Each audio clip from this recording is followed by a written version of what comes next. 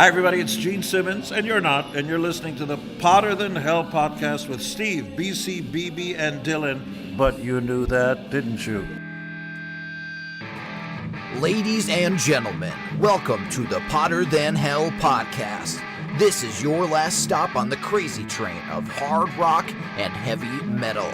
So sit back, buckle in, and hang on. Here we go.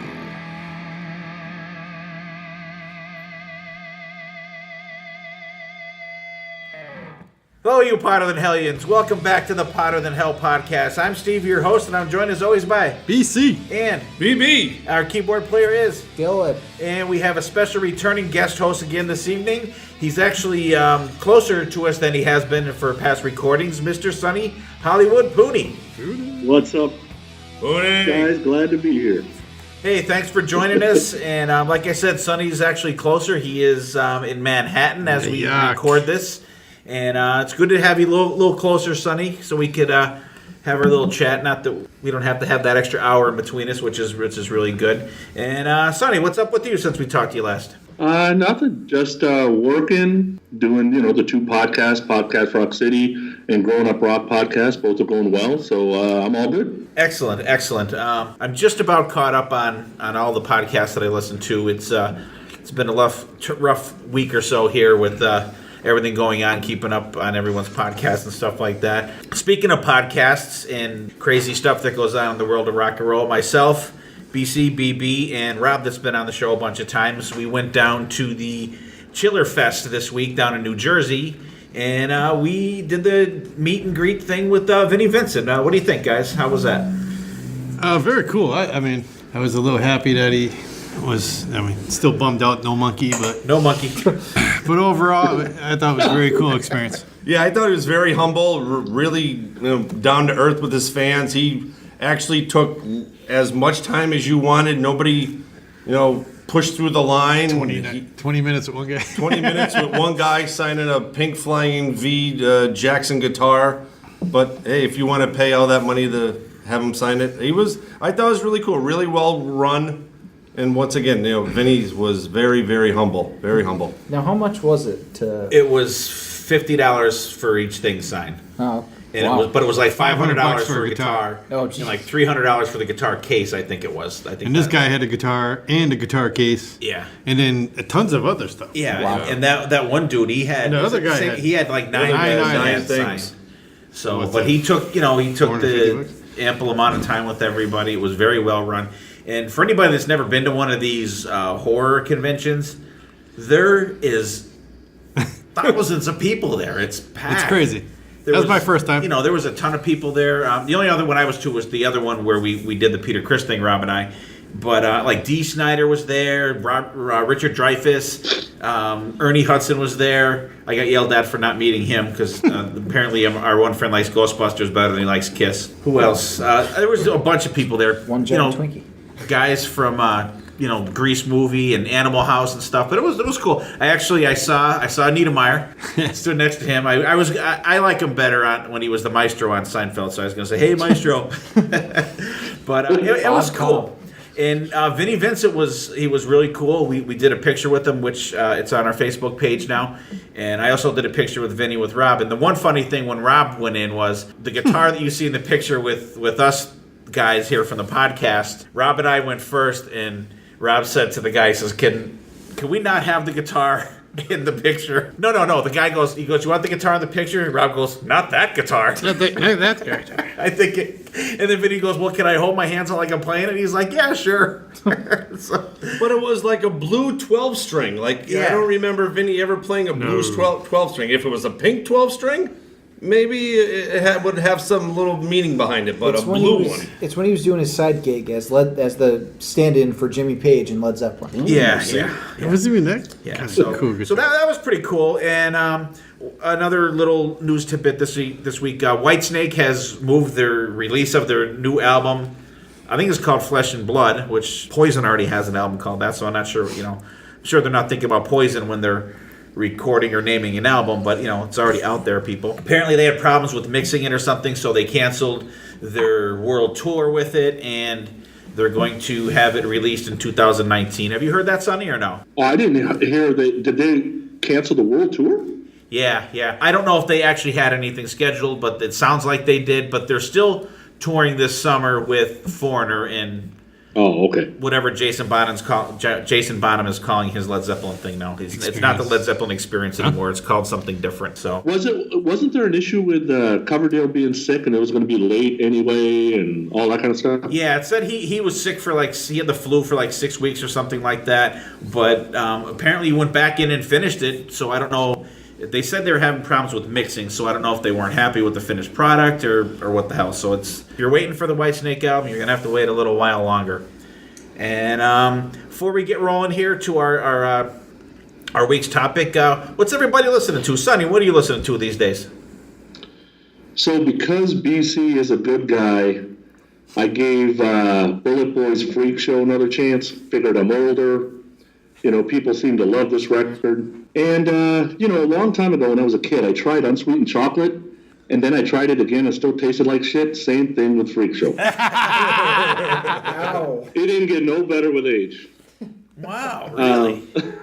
I'm just messing with DC. Anyway, no, I've been listening to the new Striper album, Goddamn Evil. Nice. I've been on a Night Ranger kick lately for some reason, and then because it's April, I've been listening to a lot of Prince the last couple of weeks.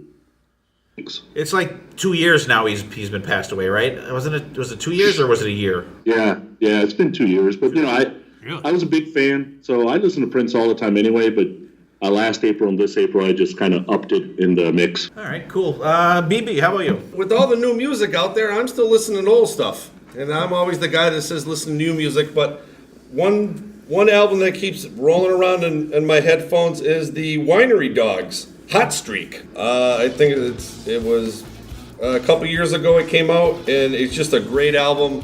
These three guys just make phenomenal music together.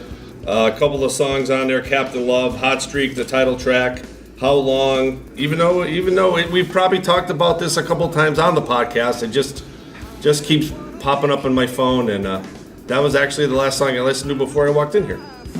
Cool. Done. Well, Anthrax came out with a new live album finally. I was really excited. Kings Among Scotland. It has a really cool rock and roll over tribute cover. It has some amazing versions of NFL, which I haven't heard live in a really long time, and my personal favorite, Be All End All. It's the band really on their A game. They have the new guitarist that replaced what's his name? That's now Rob Correggio. Yeah, Rob Correggio. That's now in Volbeat. And they sound great, and the crowd sounds so pumped up. Like before they go into NFL, Joey Belladonna starts singing the chorus, and the crowd's like singing it right back to him. It's so loud. It's a really cool live album. So check it out, everybody. BC, how about you? It's going to be between New Striper and New Dokken. Yeah, the new Dokken album is I didn't really, know Dokken really had a new album. Well, not The live album, right? Yeah, live. I was Return to the East. Return to the East. Yeah, I like that one. That is good. You can tell it's what is it called? Where they what? Tune down. Tune down. There you go. Tune down. Musically, and Don's. We know Don's his singing, how he's singing these days. He does good for how he's been singing. He's not bad. No. Sometimes he sings it as good as he possibly can right now. But Jack Russell not bad. sings it much better. Yeah, he doesn't try to overextend, which is good. He keeps it, kind of low key. But the music in it is just absolutely phenomenal. I love the bass in it. I was gonna say it is mixed great. You could hear everything is out front, and even for how the vocals are, they're out. But you can hear the music so good on that mix. And I've been listening to a little bit of the Striper, but I've really been listening to the new Saxon and the new Judas Priest. I've just been rocking the shit out of those albums on vinyl and actually on my iTunes also. So a lot of cool stuff out there, everyone. Check out some new music every now and then. Don't be like BB. Listen to new shit. Every now and then. And speaking of songs and albums, this week we're going to be talking about great opening tracks for albums.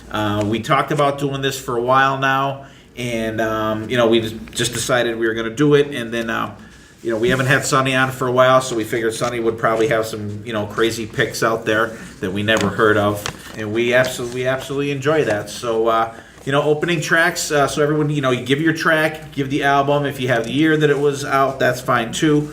And then we could talk a little bit about them. Now, correct me if I'm wrong. You're wrong. Like we're allowing like small little like not song openers going. Yeah, into if there's a little intro type thing, you can include that. Sonny, we'll let you kick off this week. Hello, baby! It's my number 10 pick. Good enough. Nice. We're gonna start it off already. We're gonna start busting Steve already. We planned that out. That was pretty good. I appreciate that. Anyway, it is my 10th pick, and off of 5150, everybody knows that, in 1986. But the reason I had it as one of my top 10, everybody was waiting to see what Van Halen was going to sound like without Dave, and I was a Sammy fan going into it. And you just don't ever know if the two are going to mix, right? You don't really know how chocolate and peanut butter are going to taste until you actually taste them together. You don't really know how salt is going to taste on caramel until you taste it together. And the minute I heard those first two words, I'm like, oh, hell yeah. And that first song kills. So I had to have it on my list. That's what, Running with the Devil, right? No. What is that? Good enough, right? Good enough. Yep. But it's not good enough. Yes, it is. That's your opinion. I do think it's a good intro to Sammy Hagar and Van Halen. It sets up what the sound is going to be like. I'm not going to bust anyone on their picks. I'm lying right now, but... I was going to say that. You will later, because I got another one you're not going to like. Oh, I'm sure probably more than one. I don't mind it. I just wish they called it something else.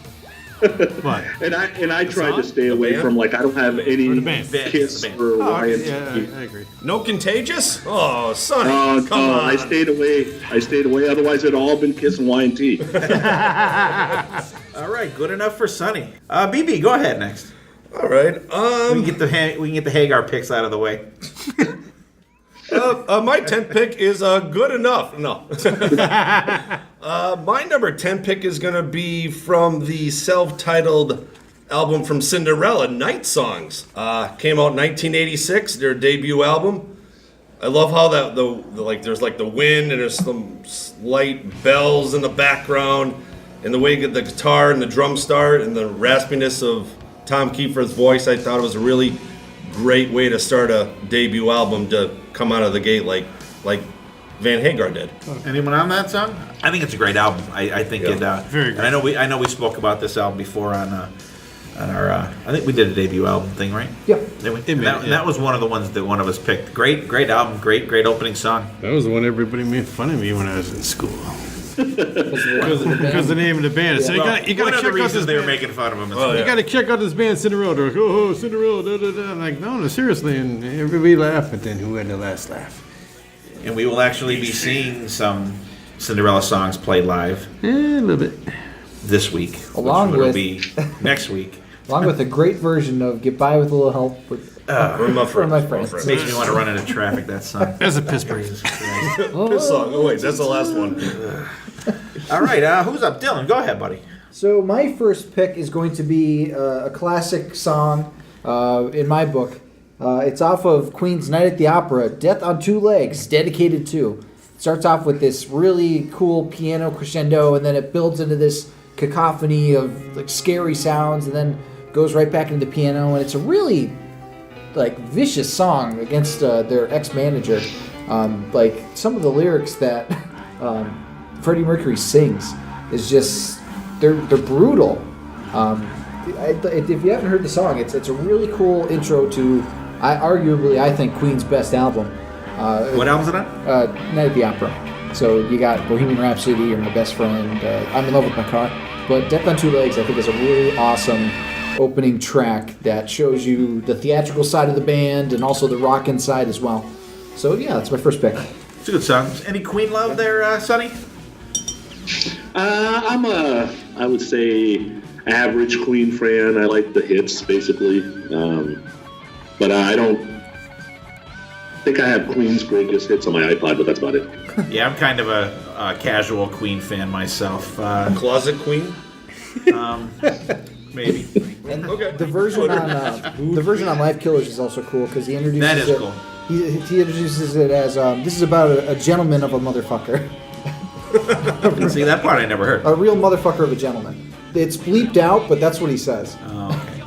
Yeah. Well, that was the 70s. They didn't allow a lot of profanity flying around. And then, BC, what's your opener? What's your opener of openers? Are we doing them in order or just... No, just Just no throw order. them to the wind. You can if you want, but you don't have Since to. me and BB are a little one letter off in our nicknames, I'm going to go with Cinderella 2 with Bad Seamstress Blues Falling Apart at the Seams. I mean, Good like you first put that on, you're like, oh, what the fuck is this? And all of a sudden, you're like, Very bluesy. this then is it going to really be like kicks very bluesy, and then all of a sudden, bam, kicks in that song and Yeah, Bad set the Seamstress tone for Blues. the album. Yeah. That's one that you put on when you first hear it, you're like, and then when it kicks in, you're like, You got a little nervous. there was the first one. Yeah, that's another great album too. Like Cinderella just put out some fantastic albums in the '80s when they first came out. Yeah, they definitely have. That's a great album. That's definitely one of the ones that I'm looking to get on vinyl. Yeah. So if you know, Yeah, I think they only had like 5 albums, right? They only had four studio albums, right? Night Songs, Night Songs, Long Cold Winter, Still Climbing. Heartbreak Station. Heartbreak Station, and Still Climbing. Yeah. There was a live album, there's 2 of them. There's a couple different ones. Live at the Key Club, and then there's I think another live at live the Key one. Club was that official release for Yeah. some others. And there was another one they threw out, but they're always a really good live band to see live. All right, I'm going to throw my first pick out there from the 1991 release, "Slave to the Grind," "Monkey Business" by Skid Row. there's the monkey again, BC. There's the you didn't get your monkey with Vinnie Vincent, BC, so I figured I'd throw him out on my first pick here. See, I think that's an album that has multiple songs that could be really good album openers. Like Title Track could have been a great album opener. I mean, they opened shows with it, but Monkey Business, I think, is a classic. Yeah, opener. I like it. Starts out with the kind of in the same vein of how BC song just started. It had a little jangly guitar in the beginning there and little low key vocals, and then it just the fist comes right up and just punches you in the face. Love it. Absolutely love that song. All right, we're once around the ride. That's another Cinderella song, by the way. Ooh, see? Another one off Night Songs. And I think it sounds something like "Once Around the Ride." Well, if they play that, Sonny, if Tom Kiefer does that, maybe I'll go Yeah. live on it and say, "Here you go, Sonny, singing it for you." Yeah, I'm sure Tom Kiefer. That's the first song on the set list. I hope it is. That'd be cool. All right, back to Sonny. All right, so Monkey Business was on my list, but it was on one of the alternates. So everybody had good picks, definitely. My next one is not many people know about it because Jeff Scott Soto is popular, but nobody really knows a solo album. So 2002, he releases an album called Prism, Prism. And by 2002, he'd been on 100 other albums, but it was only really his second real solo album. And the opening song is called Eyes of Love. And if you've never heard it, it's like a heavier journey. And the production is like crystal clear perfect. So if you've never heard the song, you should check it out. But the album's great, too. I actually heard that today. Sonny texted me 3 that I may not have been familiar with. And this was one of them, and I checked it out. Really strong song. And it's actually, like Sonny said, like a harder journey. Or Fettle. Come on, Fiddles. But it's really good. It's a good song, and they kind of remind you of Revolution Saints also, because they're kind of like I think like a heavier journey type band. And I'll have to check out that whole album though, Sonny. That's an excellent pick though. All right, cool. I don't know what order we're going in. BB, right? Yeah, you can go. All right. All right. I'm going to turn the clock back to 1974 with Deep Purple's Burn. Ooh, classic. The first album that David Coverdale sings with Deep Purple. It's like every other song we're talking about. It starts off, it kicks you right in the teeth the second it starts. Great song, and probably one of their longer, most popular songs from that time period on that album. And it always stuck out in my head. I love that Burn song. That's a really good song, and that's the one that it has Coverdale and Glenn Hughes singing on that song. And actually, that's a song that a lot of bands cover, and that's a lot of bands say that they copied that song for whatever song that they had, that they patterned it off of Burn. So I mean, that's a song that I think that has been recycled dozens of times, I think. Yeah, one of my favorite solos in that song. Like both the keyboard and the guitar solos are ripping in that song. Really good. Good pick, BB. See? All right. I'm learning. I think I'm gonna stick with a band that has a heavy keyboard sound to it. I'm gonna go Dream Theater off of is it Train of Thoughts? As I Am. Yes. An amazing song. Definitely one of their most single-friendly, radio-friendly songs. It's still kind of long, but it's a heavy song, and that's a really heavy album too. Just has some amazing guitar work, drumming, vocals, you name it on this song. A really nice opening salvo for Dream Theater. I could have went with Pull Me Under, but I wanted to go a little off the beaten path with As I Am. And the first of 50 bands for Mike Portnoy. Yeah, sure. Good pick, Dylan. Are Sons of Apollo doing that on tour? Are they? I don't They're know. doing some Dream Theater songs. I just don't know. I can't remember which ones they were. Let me look. Dylan's real looking quick. that up. Have you seen? Yeah, I'm looking it up too. Have you seen Sons of Apollo, Sonny? No, the two chances I had, both times I wasn't in the town they were in. So, yeah, it looks like they're doing Just Let Me Breathe, and they're doing Lines in the Sand. Oh, okay. Yeah. Those are pretty good picks. Another talented super group out there. The guys are just insanely talented in that band. Also, Definitely. All right, BC, good pick there. Who picked that one? it was me. Dylan. One of the only two Mega Dream Theater fans. This is going to be one of those episodes, I'm telling you right now. Okay, BC, what do you got for us? I'm going with Sabotage off the Handful of Rain album, Taunting Cobras. Ooh, Taunting Just the way that Cobras. I'm going with stuff that when I first put it on just grabs you by the balls. There's no rhyme or reason to my list, but that was definitely one threw it on there. That was good. Starts out with the heavy bass and drums together. The bass on that, yeah. How it starts is... I haven't heard that song in a long time. Yeah, and Sabotage is a band that I think kind of got a raw deal. I don't know if they just weren't promoted properly or what, but they're a great band and have a ton of great stuff. And that was the first one that Zach Stevens sang on with them. Was it or no? Yes. It was. I thought. No, I'm sorry. The Streets. He was on Streets, right? No. He was on Edge of Thorns. Okay. Oh, that was right before. Handful Okay. of Rain came I have out. my order mixed up. I guess that's gonna be one of those shows. Very good thing. Are you familiar with that at all, Tony or Sonny? Yeah, a cannot little speak bit. tonight. A little bit. Haven't heard beer. Yeah. I have a lot more Sabotage on my iPod than I do Queen, that's for sure. Yeah. Yeah, me too. Me too. And really, it's not that Queen's bad. It's Queen's like smart people music, and I'm stupid. I need simple stuff. I agree. Not that you're stupid. That I need Nice. music, I need music like that too. I mean, Brian May has a doctorate in astrophysics. So Yeah. Well, what does that have to do with music? there's some truth to that, I guess. Oh God! All right, I'm gonna go my second pick here. I'm gonna dig a little deeper into my list. I'm gonna go with Appetite for Destruction. the Welcome to the Jungle. With the gentleman that we spoke about earlier in the podcast, Mr. Vinnie Vincent from Vinnie Vincent Invasion 1986 album, Boys Are Gonna Rock. Yes. Oh, maybe he's going to the audibles already. That's one now. Just a great intro to that song. It starts off with the feedback to the guitar, and it just rocks right in. And actually, Vinny did a bumper for us for the podcast. It worked out cool because he told the guy that was with him, he said, I guess I Love It Loud was playing in the background, and he told him put on Boys Are Gonna Rock. So like if the song fades on, he does the bumper, and like while the song like's kicking in, it's just a great rocking song. And a lot of people don't like that album. They think Vinny just like goes crazy. I love it. I think it's a fucking great album. Yeah, especially at that time of the year, and that in that era, he was shredding because that's what shredders did, and that was the high point of that album. That's the whole tone for the whole thing is just him, and not like Yngwie silly shredding, just Shred just for the sake of shredding. I'm sorry. I guess I'll cross off my Yngwie song. Thanks.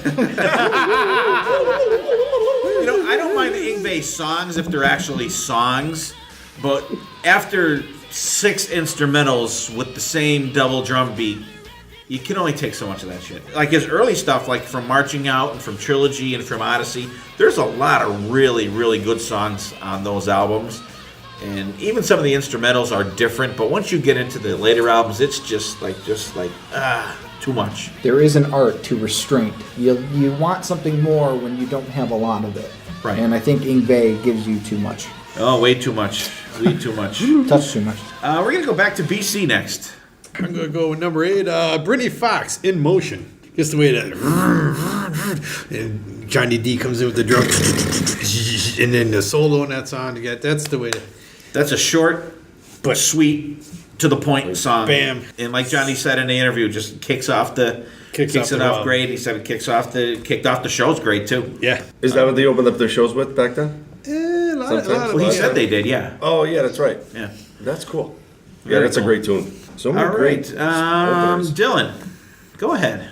My next Shock song us. is going to be a band we're going to be seeing soon. I mentioned this album earlier on a what you're listening to portion of one of the past episodes. Scream Aim Fired from Bullet for My Valentine off the same album. It's the first song I ever heard from them. I was blown away by how just aggressive and full in your face this song was. The solos in it are blistering. There's some really cool breakdowns in the middle of it. And the vocals go from clean to the Cookie Monster vocals, as you call them. That's what they're called. Like really well, and it's a really cool song that shows you what the band is about. And it's a cool early song for them too, because they was on their third album, and their sound has evolved so much since then. But it's a really awesome, cool song. Yeah, they're a really good band. I can't wait to see those guys. I've seen them twice already. Really, really good band. All right, good pick. Sonny, what do you got for us? So when I was putting together my list, I'm sure it happened to you guys too. I thought of 35 songs off the top of my head. Yes. And I trimmed it to like 26, and then I had a bitch of a time getting it any lower than that. We could do 5-10 episodes with this kind of thing. But, definitely. Okay.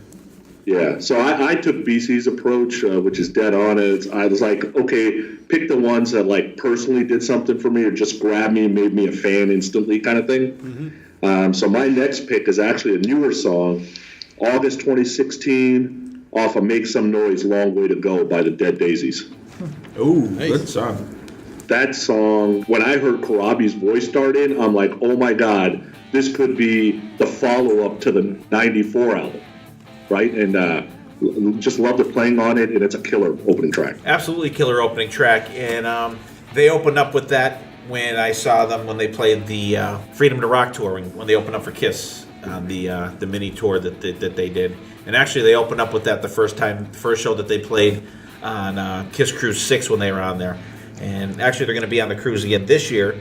So it'll be interesting to see if they open up with something from the new album or if they open up with that, which is, I don't know if it's been a standard for those guys to open up. It's amusing, Sonny, that you were said about picking your songs. I think I came out with 72 songs.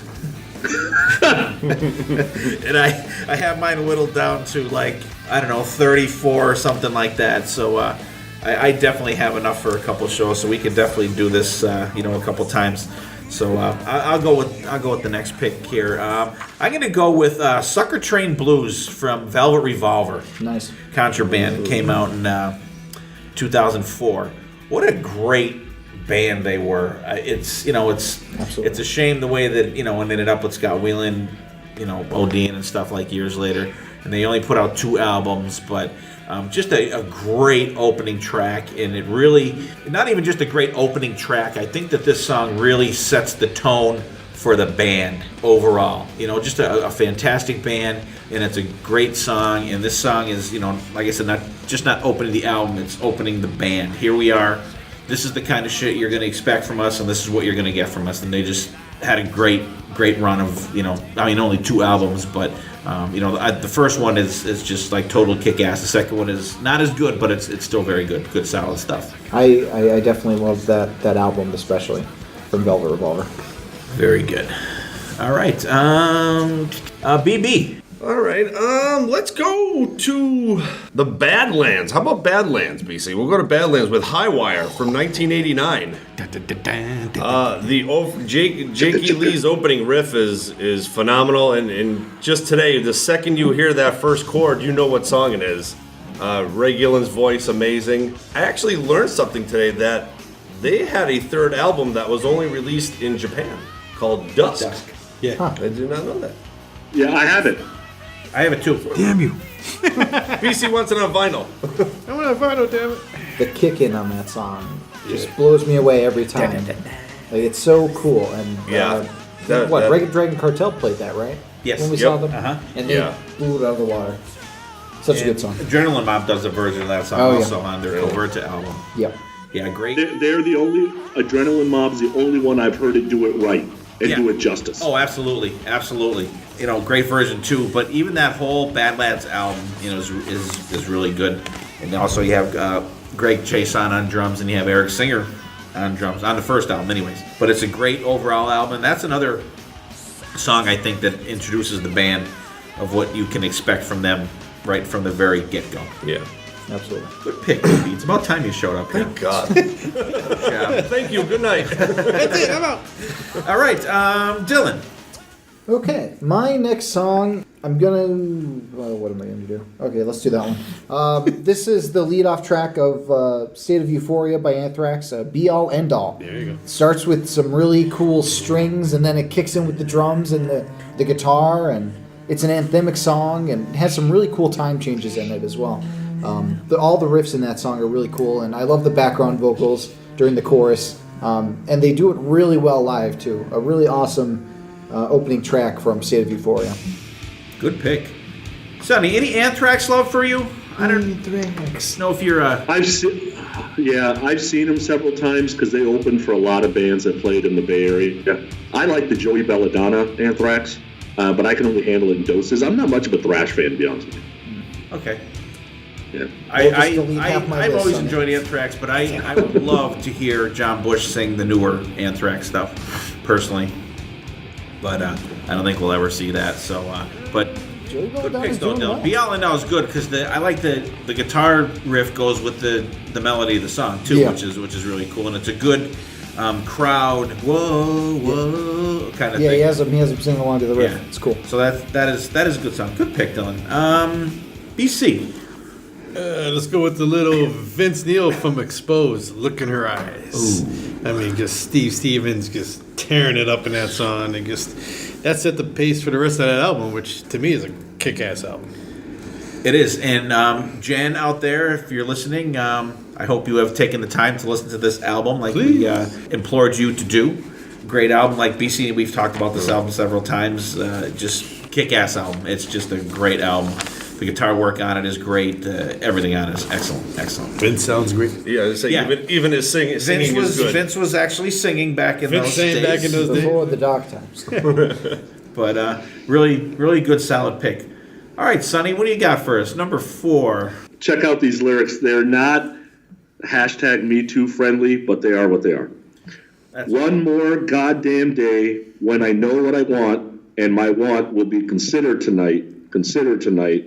Just another day when all that I want will make me a sinner tonight. Steve, any idea what song that is?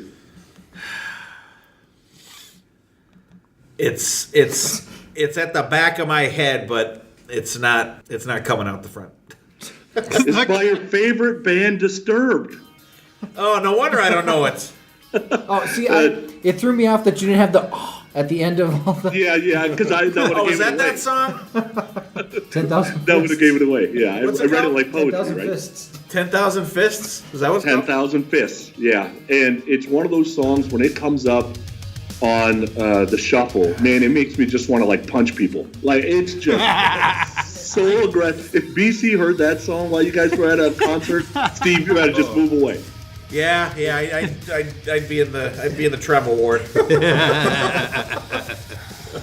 yeah, 10,000 Fists. It came out in September 2005. But I really like Disturbed. I like David's voice, just the aggressiveness of the music, and it's a little more melodic than some of that other new metal that you might hear, and there's no Cookie Monster vocals really. So it's really good. And it's probably a little too smart for me, but that's I can handle it. All right. That's the album that their cover of Atlantic Infusion's on, I believe. Is it? Well, that That's I like. right. That I like. That I don't like. I'm not like I was waiting for the bus. Well, that's two out of 4 actually already, son. You're doing good. I got crickets on that one. No, I love that. I love that song. I'm a disturb. See, I don't even know it. BB, what do you got next? Let's go to the Lynch Mob. How about Wicked Sensation from 1990's debut album with George Lynch and Ani Logan on there. This is probably Lynch Mob's most favorite song, most popular song, and it's their opening track to their debut album. So how can you not talk about this? It has that 1-2 punch right in the beginning. And, George's guitar just goes right through it. And even behind that, the River of Love, another great song right behind that song. So it gives you that 1-2 punch right out of the gate with their debut album. Good pick. It was one of my reserve ones. Can't go wrong with Lynch Mob. No, it's the Actually, this is re-evolution version, right? that sucks. They just fucking Yeah, they ruined it. kill it on. They kill this song on that album. And this is a song too that we've talked about several times on this show, and it shows you for us average hard rock and metal fans that it's just a great song that it gets being brought up over and over again. Over and over. Yeah. I think it's a good solid pick. Wow, that's 4 in a row. I'm out of here. Let me take a picture. Yeah. And He's dropping the mic. That's He's it. out. All right, who's up? Me, right? Yep. I'm going to go with the 1982 opening track from the MSG album Assault Attack, and it's the name of the song and the name of the album with Graham Bonnet singing. I don't know if there's a lot of MSG love out there. Yeah, Madison Square Garden. Love it. Yeah. It's a great place to see a show. Not the an shit awesome that they place to put see into a your show. Chinese food either. So I don't know if you guys are familiar with the song or not. It opens up with just a kick-ass riff, and the song it's a high right through the whole song. And I'm actually pissed off because I have this album on vinyl, and I went to listen to it last night, and I put it on, and the fucking album's warped. It's got like a bubble on it, and I didn't notice when I put it on, and it's like the needle literally just fucking jumps into like the third song when it hits that friggin' thing. I'm like, what the hell is this? I look at it, and it's like looks like a little when you see on the Tom and Jerry cartoons, the mouse hole in the side of the wall. If you look at the album from the side, it looks like that. I'm like, I don't know how the hell did that even happen. So I had to go into my iTunes and listen to it, but it's a great song. You guys check that out. And there's not really a solo in the song. There's like a little part where it slows down and you get a little like harmony guitar in there. But then when it kicks back in, there's another monster riff that takes it right back into the song. It is just absolutely phenomenal. So if you guys want a kick-ass riff-heavy song, and Graham Bonnet's vocals on that are just like, boom, spot on. Just check it out. It is a fucking excellent. I know BC's familiar with it because that's when I've, rammed down his throat a couple times. Here, check this out. But it's a really great song. Sonny, are you familiar with that song at all? I'm not familiar with that song, but is this the same MSG that later became Macaulay Schenker? Yes. Yes. Yeah. Actually, Oh, it was yeah. maybe 1 or 2 albums right before Robert McCauley came in there. I know the Macaulay version. I didn't even know there was a version before that, to be honest. Actually, the Graham Bonnet is that's like the second or third version of the band because there's like 3 or 4 albums even before that. Oh, wow, I didn't Yeah, know because that. he started recording them right after he left UFO. And it was at the time when he recorded Love Drive with the Scorpions. It was like right around that time. There's a band for you to check out, Sonny. A lot of cool shit there. All Yeah, right. I'll check that out. Assault Attack. BC, go ahead, my friend. Let's go with Kick Axe from their debut album, Heavy Metal Shuffle, with that scream in the beginning. I remember the first time I put it on, I'm like, whoa.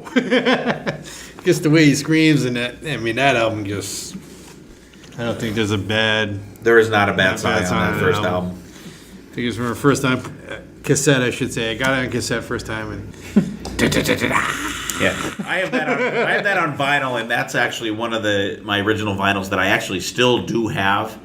And I love that album. And that was an album that I picked up because I thought the name was cool. It was like Kick Ass. Yeah. There wasn't a lot of When you like saying swearing out there. When you like saying the name in front of Jane and Bob, and they're like, "No, it's Axe." No, I said Axe, not Ass. But a great pick, BC. That was one of my 72 in the beginning. I think. But a great pick. BB, have you heard that? Yeah, I am familiar with it. I think this is probably right. It's funny. I hear that and I think of redoing the house. So this is probably back about 2001. I think I burnt the CD off of you, or you made a CD, and that song, the whole album was on that. But yeah, they're really good. Another underrated band that never really, they're out of Canada, right? Yes, they are Canadian. They never made it out of Canada. Canadians. Sonny, have you heard that album? Oh yeah, I have it on vinyl too because I love the album art because it looks like a Vice. A big Vice, yeah. Yeah. I have that one, and I have Welcome to the Club. I think. Yeah, that's great. That's really good. I love Hellraisers on that one. Absolutely love that on there. Great pick, BC.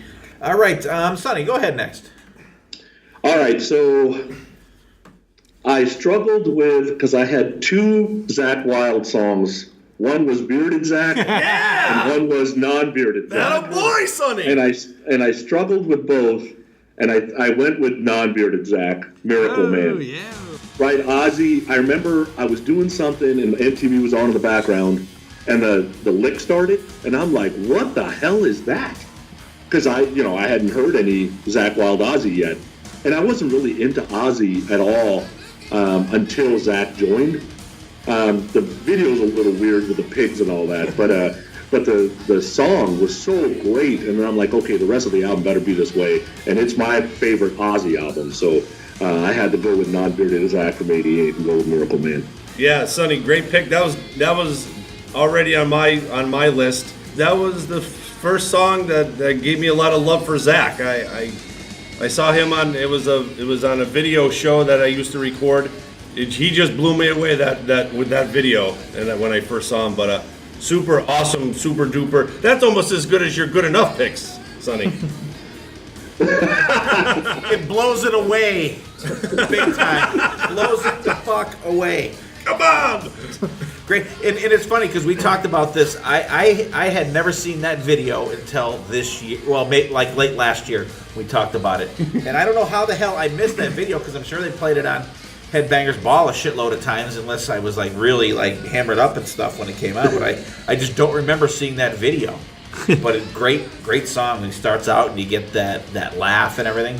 Excellent. Yeah, that's a great video. Yeah. It's just funny how, and I'm sure though if how Zakk's humor, I wonder how much of an influence to the video Zakk was, because that seemed like that was kind of one of Ozzy's first kind of humorous videos in a way. Chasing pigs and Well, they did the one with the Crazy Train with the girl on the train tracks before that too, from Tribute. Oh yeah, I mean like humor wise. I mean like humor ish. You don't think? Well, there was the one was they had the girl on the tracks and he was dressed like. What's so humorous about a girl? What's so funny about a girl? Because he was dressed like the villain and the girl was on the track. Anybody remember that? See, killing me. Good pick, though. Good pick. And even a better pick since you fucking stole one off of BB. I know, my list is slowly dwindling here. Good pick, Sonny. The real good pick. For unbearded Zakk, Miracle Man. Awesome. All right, BB, since you're so talkative, go ahead next. All right, Ozzy, Miracle Man. No. How about we go to 2011 with Warren? Sex Ain't Love. There you go. This is Robert Mason's first album with Warren.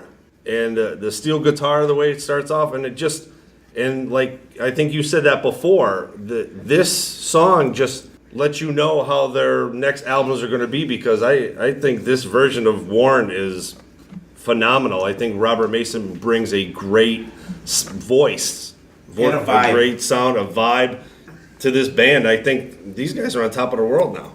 BC. Oh, but definitely when they came out, because everybody was kind of bummed out. Janie Lane, and that was the voice of Warren until then. Right, because they did come out with that St. James one. I forget what the... Like Jamie St. James. Yeah. Which, I like it. That was good. It's a good album, but... You actually got to see them live for that one. We did, local. Down at, Less than 60 other people. yeah. What the hell was the name of the place? It was at the Treadway, whatever the hell it's called. Whatever the bar in this hotel was at the time, they played there, and it was, like you said, Born Again is the album. That Born album. Again, thank you. Good pick. Good song. Son, are you familiar with any of the New Warren stuff? Oh yeah, I love the New Warren stuff. I love Robert Mason. I mean, I like Cry of Love. This is going to sound bad, but he was in a band called Big Cock. I don't like his Big Cock. I said a they're band good. called Big Cock. And they're good. Yeah. So I like a lot of his stuff. I'm not sure some of the Lynch Mob stuff. He did well, but I really wanted to hear Oni's voice. Although I like Mason better overall as a singer, but Oni seems to fit Lynch Mob better. So Okay. I know BC's a big Robert Mason Lynch Mob guy, but maybe that'll be out of I guess Robert Mason, I mean, like you said, big cock. I mean, not to talk about cock, but You love it. but they have a few albums out, and they're good. oh yeah, he's got a great voice. He does. So you everybody out there, check out Big Cock, Check out that big cock. the band. The band. But don't put in bigcock.com because you probably won't get the band. You're probably not getting Just like Dicks.com. You have to put in DicksSportingGoods.com. All right, Dylan, go ahead. How do I follow that? Tangent time. I would be hitting myself if I didn't include this artist in my my top opening tracks list. I always say that 80s Alice Cooper is best Alice Cooper, and nowhere is that more evident than the lead-off track of Hey Stupid off of Hey Stupid. I wasn't gonna say Poison. No, I thought you Relax. were going to say Teenage Frankenstein. Hey, I like Teenage Frankenstein as an opener. Do you really? That's one of his more tame albums, but I really do like that album. But yeah, Hey Stupid, I really think is awesome. I believe, and correct me if I'm wrong, I think Slash plays guitar on it. Yes, I believe so. I believe you're And you could tell because the guitar playing is amazing. And starts off with the cool crowd chanting and goes right into the song from there. So yeah, Alice Cooper, Hey Stupid. Now, what did you say about 80s Cooper? I want to hear that again. I think 80s Cooper is best Cooper, my opinion, but I do like every other era. I'm with you. Thank Because you. Trash is actually my favorite Cooper Oh, album. Trash is so good. Well, I got to say, that makes three of us, Yeah. too, because I love the 80s Alice stuff. I love Raise Your Fist and Yell. I think that album is great. Constrictor's great. Trash is great. All that whole conglomeration of albums is great. Well, the first Alice Cooper song that I remember hearing was Feed My Frankenstein off of Wayne's World. That was my first experience Yeah. with Alice Cooper, so that's what's stuck in my head as what Alice Cooper is. Yeah, we'll hang out with Alice Cooper. Emile Wake, which is held Concord for. The good The man. good lib. Just gonna go to Port Good of pick. War. I'm just glad you didn't pick Teenage Frankenstein. I still like that song too. It's good. It's good. That was my but it's- ringtone for a while. It's good. It's good, but that would be a crappy opening track. It's not a crappy opening track. I'm going to stick with. I'm not even sure who he. I think Bearded Zach played on this album, but I'm not sure. It's Perry Mason from Osmosis. Oh my god, I love he's that good. song so much. I don't know if there is. No offense to Sonny's pick, Miracle Man. I don't know if there's a better opening Ozzy song. Maybe besides Over the Mountain, maybe. But I Perry think Mason Perry is Mason's just absolutely take the top of your head off. Go out on the plains and have the Apaches come up and knock you off your horse and get that fucking tomahawk out and smash the top of your fucking head off. That, I think, is what Perry Mason does to you. It was Zach that played guitar and Geezer Butler played played bass. Which that bass line is. It's not one of my favorite Ozzy albums overall, but that song. But it's a great opening song. But I think it kind of ruined the album because the rest of the album does not stand up to that track. That's one of my favorite Ozzy tracks of all time. And if they play it live, and they won't, but if they play it during the tour that we're seeing them on, I would probably just have a heart attack right there and die. Because it's such a good song, and the solo in it is one of the best Zakk Wylde solos, I think. So I'm just checking Ozzy's openers. Dude, Ozzy just has great opening songs. He does. Very true. He does. He does. right, Mr. Tinker Train, I Don't Know, Over the Mountain, Ultimate Sin. It's just a Rock at the Moon. They're all good songs. They are. They do know how to start off an album. Absolutely. We are through our first 5 for our side 1 of our album, if you will. And at this time, before we get into the next 5, we're going to do our hidden gem. And our hidden gems this week, we will start with Dylan. So my hidden gem is an album that just popped up on iTunes recent releases. I always look through those to see what pops up, because that's how I get into new bands and new albums. And this one album popped up that I was really confused by when I first saw it, and I'm listening to it, and it's kind of cool. It's Disney Super Guitar, and it's a Disney company sanctioned album, but they're instrumental heavy metal versions of Disney songs. So you have Zakk Wylde doing Beauty and the Beast. You have Paul Gilbert doing Under the Sea from Little Mermaid. Orianthi doing Someday My Prince Will Come. George Lynch doing an amazing song from Hunchback of Notre Dame called Hellfire. Richie Kotzen doing Can You Feel the Love Tonight. Bumblefoot Thal doing Reflection from Mulan. And the song that actually really struck me and probably is my favorite on the album is Phil X, who's currently with Bon Jovi, right? He's yes. Bon Jovi's lead guitarist. And he was the second guitar player in Triumph. Doing a a bluesy version of Chim Chimmery from Mary Poppins. Mary Poppins. I love that movie. It's called Disney Super Guitar. I'm like, what? Look at all these names on here. These are all masters of their craft, doing these songs that I grew up watching on Disney movies, and it's crazy to listen to. Some of the backing instrumentals are a little stock, but the guitar work in it is really, really solid. So check it out. It's cool for a novelty, if not for the quality of the musicians. Good pick, though.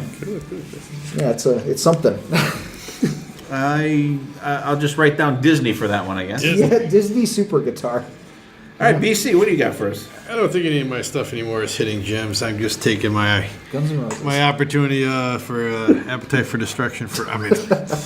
I'm going to do what everybody else should be doing out there on the road this month and every other month from here on out, is promoting Lizzie Borden. I'm going to go back to 2007's release, Appointment with Death. I keep coming, like BB said, he keeps going back to older stuff. Every now and then, I keep going back to his Appointment with Death album. To me, it's just, if you sit down and really give it the, as me and Steve would say, headphones scope, it's to me, it's really underrated. Cool. Good pick. Good solid pick. I will go next, and I kind of approached mine a little bit different this week. God. I was thinking, I have no idea why, I was thinking about duets. You have classic duets out there. You have Stop Dragging My Heart You Around. have Stop Dragging My Heart Around, Stevie Nicks and Tom Petty. You have Paul McCartney and Stevie Wonder doing Ebony and Ivory. Ones like that. You have Elton John and George Michael doing Don't Let the Sun Go Down on Me. Queen and David Bowie. Yeah, there you go. All that kind of crazy shit. But I think the one that I think that we really need to embrace is Mick Jagger and David Bowie. No. I don't want to see them too. That's that. It's a song from the 2000 album Resurrection from Halford, the one you love to hate, with Rob Halford and Bruce Dickinson singing it. Now there's a fucking duet for you. Yes, that is good. Kick-ass song, and actually there's a live version out there of it with Rob Halford, Bruce Dickinson, and Jeff Tate singing it live, which is just like, boom, your head just blows off. You what was that, BC? That it was on in Living Color. In Living Color, Michael Bolton. Michael Bolton, he does the scream and his head blows up. That's pretty much what that duet is for me. It's three of my the studio one is two of my favorite metal vocalists out there, and it's a great song too. It's just an excellent song, and I think it's great. BB, are you ready for us? How about you let Mr. Pooni go? Did he already go yet? So that's a no. Yeah. Go ahead, Sonny. All right, so I'm actually, I went back, forth, but I'm going to do one that I haven't heard in a while, and the first House of Lords album. Yeah. Ooh, good pick. It's good. I like it already. Pleasure Palace, I Want to Be Loved, Looking for Strange, Slip of the Tongue, just some great songs. And of Lords to me had back-to-back great albums because Sahara is which is the next album, is one of my Desert Island type albums. So always loved just the melodic, and they've never lost it, man. They've been kind of House of Lords the entire time. I think the music industry left them, but they haven't left who they are, if that makes sense. They haven't. They're one of our bands that we're dying to see. They're one of our bucket list bands. Bucket list. And they're actually playing with Quiet Riot near us, I think in July or August. I don't know if that show is going to go because I don't know if it's going to sell enough tickets to continue. I haven't seen any ads or anything for it. I agree with Sonny with the Sahara album because Sahara's great. That has my theme song on there, Wasted, and I can't find my way home. That was my theme song video next. One of BC's many theme songs. Are you with us, B? Yeah. All right, I think I'm ready. Good pick, Sonny. Thank you. My hidden gem is going to be the debut album from Babylon AD. A couple great songs on there. Bang Goes the Bells, Hammer Swings Down, and The Kid Goes Wild. Great album. It came out in September 1989. And it's always one of those hidden that band that just got kind of pushed to the side in 1989. They get hidden in that, grunge music. There are 3 great songs on this album that really carry the album and carry the band through this time. They just gotta, like I said, they really came out at the wrong time. I was always a fan of Babylon ID, and they just came out with a new album maybe late last year. And to me, it picks up where they left off back then. They very true to their sound. Yeah. Now, are they playing M3 this year? No. They're still good live, though. I saw them a couple of years ago, and they were on the Monsters of Rock cruise. And I remember Derek Davis, who's the lead singer, their stage was about as big as a guitar case. He was still working that microphone stand and flipping it. I thought he was going to kill every one of his band members. Yeah, they're definitely another band that we'd like to see live. Good pick, BB. Under the gun. I'm gonna let you take a break. I know that took a lot out of you. All right, awesome gems, you guys out there. Check them out. We have Lizzie Borden from BC, Babylon AD from BB. We have House of Lords from Sonny. We have Disney Rock and Roll from Dylan. They're playing the third technical thing. That's what I was thinking of. That sleazy rock thing. Oh, so BC and I will see them on Sunday. Yeah, I thought I saw their name somewhere. Oh, okay. All right. So cool. you will be seeing them. We'll be able to cross them off the list. Tickets didn't come in the mail, so I think we're fucked on that. But we're there anyways. And the One You Love to Hate from Halford from the 2000 album Resurrection. You guys check all that stuff out. If you like those other duets I mentioned, you can check them out too. All right. Let's jump back into it with both feet, and we'll let BC jump. All right, let's start off the top 5. I'm going to go with the band Arcade with Dancing with the Angels. I mean, here's Stephen Piercy, left Rat, and then he had Fred Curry from Cinderella as the drummer, and then a few other guys. Robbie Crane was in the band, and I'm drawing blanks on the other 2 guys. I don't think there were any big name people. No one really knows, because I think the guitar player was Stephen Piercy's solo band guitar player, I want to say. I'm not sure. But here's an album that this song just, it comes on and just kicks in, and then the rest of the album just follows right through. I mean, to me, that was a phenomenal album. That is a great, great album. You have that album, Sonny? Oh, yeah, Arcade. They had 2 albums, right? Because I think I had 2 albums by then. Yeah, there's A2. And actually, on iTunes, there's some kind of mix of both albums on it has some different mix. And there's a live one, too. But the first one is way better than the second one. Yeah, and I agree. And Piercy's voice, they must have done some magic in the studio, because it wasn't like Rat sometimes grates on me. Like, I like Rat, but I can't listen to 10 Rat songs in a row because Steven's voice kind of starts getting to me. But Arcade, it seemed like it was a little more smooth out, so they must have done some magic. Yeah, and I think it's a different vibe too. I think than Rat. It was kind of more melodic in some ways. I think it's a different animal. There we go, a different animal than Rat, but really good solid album. Good pick, BC. That one, actually, I didn't even think of that one. Holy shit, good job. Dylan, what do you got? I'm going to start off my side 2 with a bang. This is another song this was the first song I heard from this band.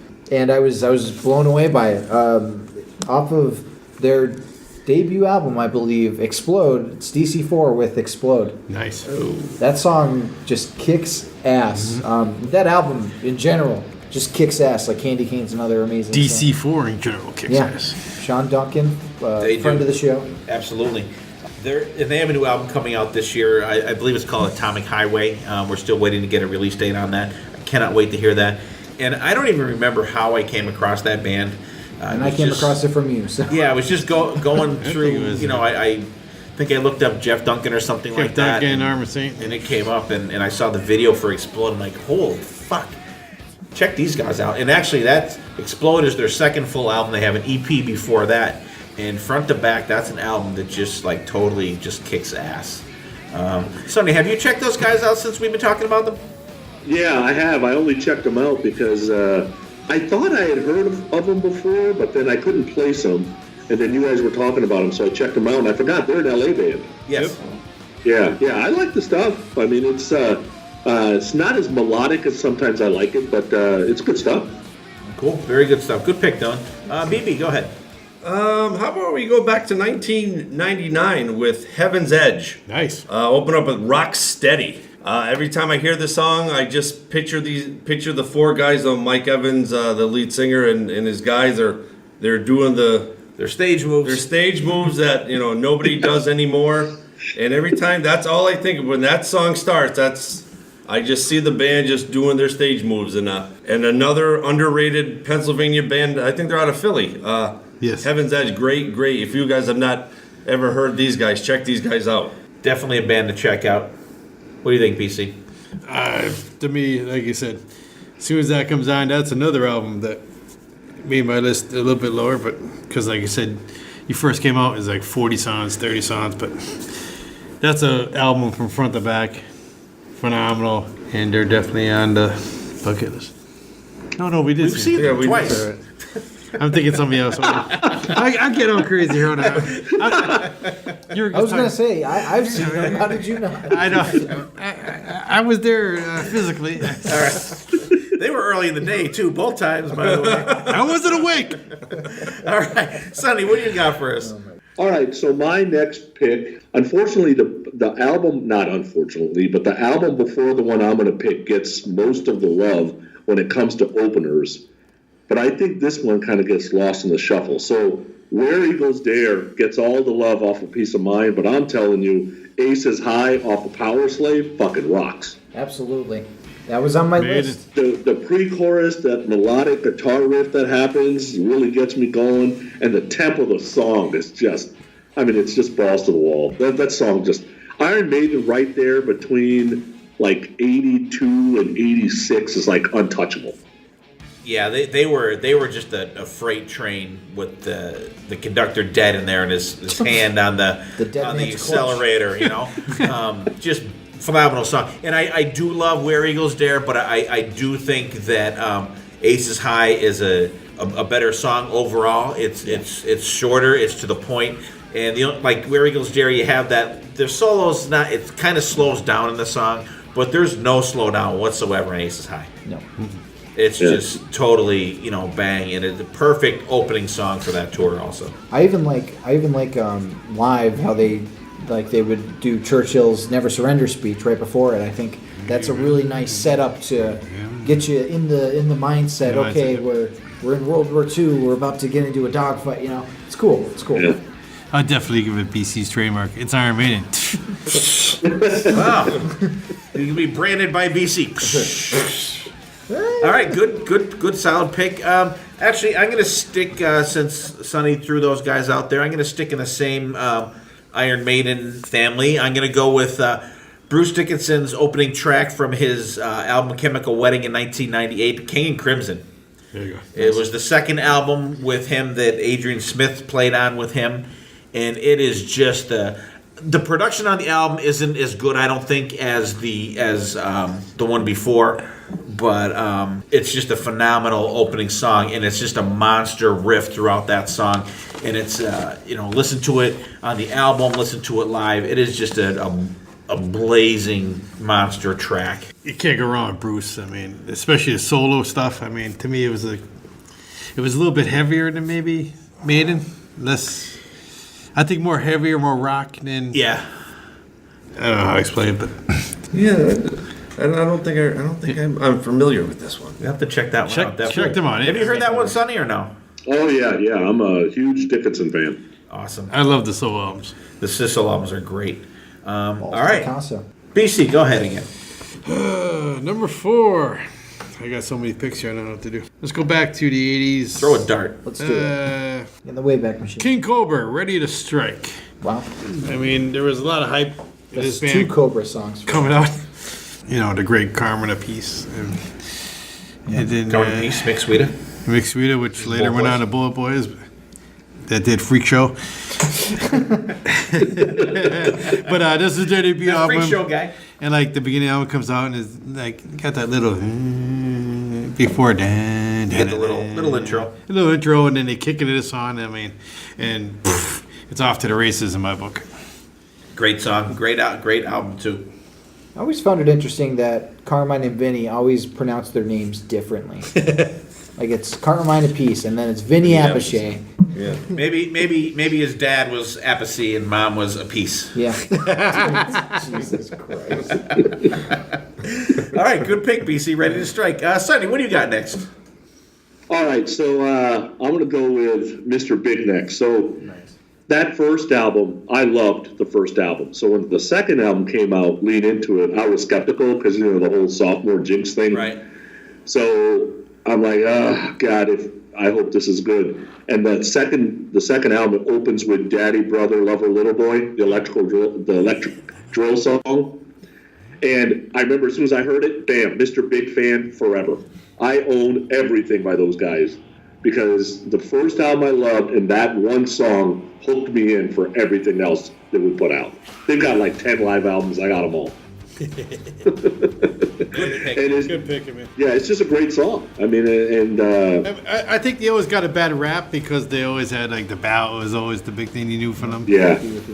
All their stuff got like pushed to the side. I thought, unless it was a ballad by them, but they got some good rock and stuff. Yeah. Each member of that band is a master of their craft. Yeah, I mean, and Paul Gilbert, he's not a guy that you hear a lot in the, you know, oh, this guy is great, but he should be. And you'll He hear him in absolutely Disney should be. Super Guitar. Oh, there you go. See that? He's Dylan's gem there.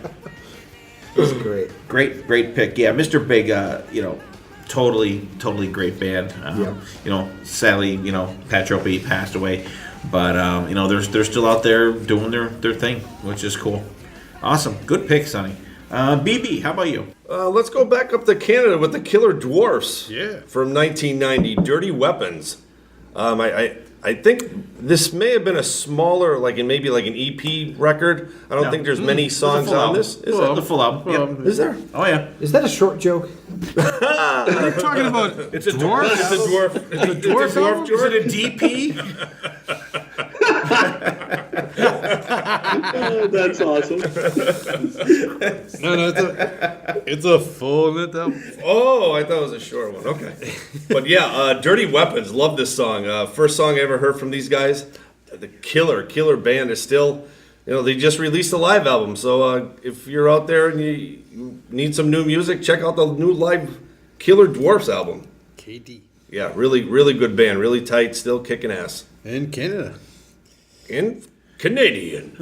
Another country heard from again. I want to get like a Canadian tour together. Get like, you know, Killer Dwarfs, Kick Axe, you know, like Be great. Helix. Felix. I mean, Rush. there's Justin Bieber. Justin Shut up, Bieber, Dylan. definitely Justin Bieber. I think Chris Jericho's from Canada.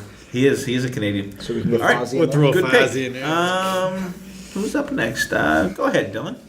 My next pick is going to be a band that I always bring up and everybody hates me for it. Foo Fighters off of One by One. Oh, I thought it was going to be Weezer. No. Although Weezer does have some good opening tracks. All My Life, the song is. Often considered one of the band's most rockin' songs, and I definitely agree with that. It starts off with the solo guitar, and then Dave Grohl's vocals come in, and then the whole band comes in, and it's just a punch in the face, and the song doesn't let up from there. And it's got some really awesome... I love when Dave Grohl screams, and he has some really cool Dave Grohl yelling. Good song off of a great album. All My Life, Foo Fighters. Have I heard that song? Probably. I think I've played it a couple times for you, and each time you're like, oh yeah, that's a good song, and then you forget it. And then I don't play it again. It's a vicious cycle. Yeah. It's a vicious. The fight to get Steve to enjoy the Foo Fighters continues. All right, I'm gonna go next here. I'm gonna pick, and I actually I railed against this on another episode. So I'm going, and we discussed whether we're going to allow songs that had little intros, and we said, yeah, sure, why not? But I'm gonna just pretend that this intro never happened because I absolutely railed against it on another show. But it goes right into an absolutely kick-ass song. Dokken, Tooth and Nail, 1984 album by the same name. The little thing before it is called Without Warning, which I don't know why they did that. It just boggles my mind.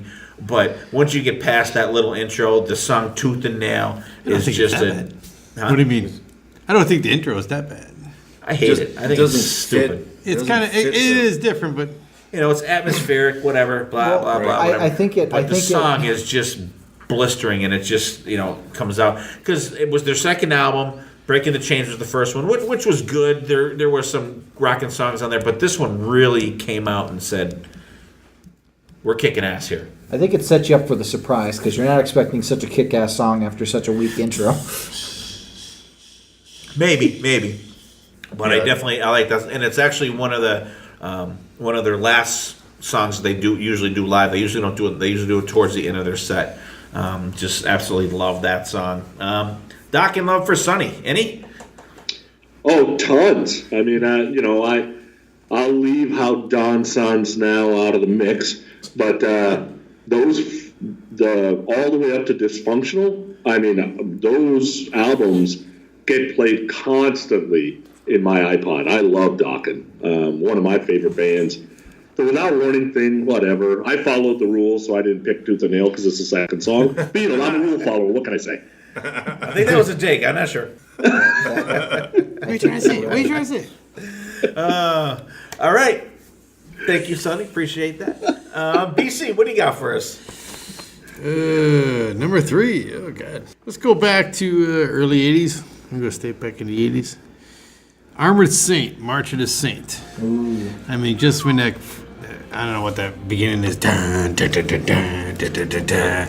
And then he just kicked it in. Like when they're marching. I see the people marching with their axes and shit. I mean, to me, that's just the way to set the album off. And to me, I've always been an Armored Saint, and especially John Bush fan. That is a really good song. Great album, too. And actually, weren't you listening to this album, Dad, when I was about to be born? I was. The song "Can You Deliver" came up on my playlist on a mixed CD that I had when I was taking your mother to the hospital when she was in labor with you. So you can say this album helped me come Set out. the tone. Set the tone. For marching out. Yeah, great pick. You cannot go wrong with Armored Saint. They are on tour this summer. They are doing the Symbol of Salvation. I'm sorry, you guys. Symbol of Salvation album in its entirety on tour this summer. It's not a bad song. Just friggin' phenomenal. John Bush is paying me to give him this advertisement, so check them out this summer. And I delivered. Great song though, BC. Great opening track.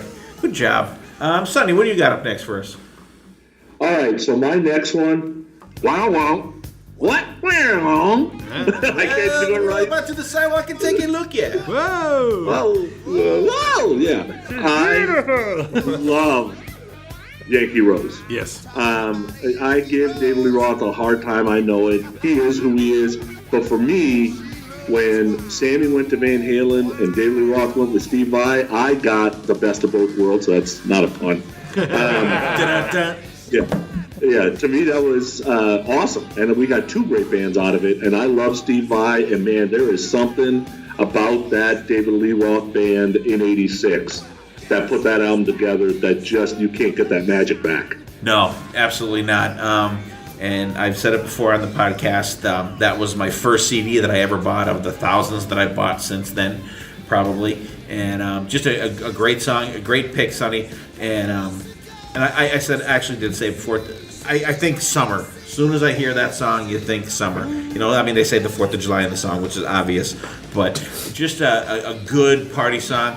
I think that Dave continued the Van Halen party vibe when he put that album out. We agree to disagree with a lot of us here with the Sammy Hagar direction. I do like some of the Van Hagar stuff. Yankee Rose is great. Eat 'Em and Smile is just a goddamn phenomenal album, and that's another one that sets the tone for. I'm continuing the party. I'm not in Van Halen, but I'm continuing the party with this absolute kick-ass talented band that I have, and we're going out there. I watched the video again yesterday. Our leaps are so close. I love that. I love that. And a jelly donut to go. Great pick. All right, BB, you're up. All right, let's go back to 1985. This I may get a little. Oh, you're not gonna cry, are you? Well, no, not yet. All right. No. I'm gonna go with 1980 Kiss's Asylum 1985 King of the Mountain. I may cry. This 1985, this stretch of time in Kiss, I love Paul's voice. I think he is spot on, top of his game between Asylum and Animalize and Crazy Nights. I think his voice is perfection in these years. And I think King of the Mountain is a cranking tune to open up Asylum. Very underrated song in my opinion. Not a lot of Kiss love for it because, they don't really, play it ever. Wait, you mean there was years that Kiss weren't in makeup?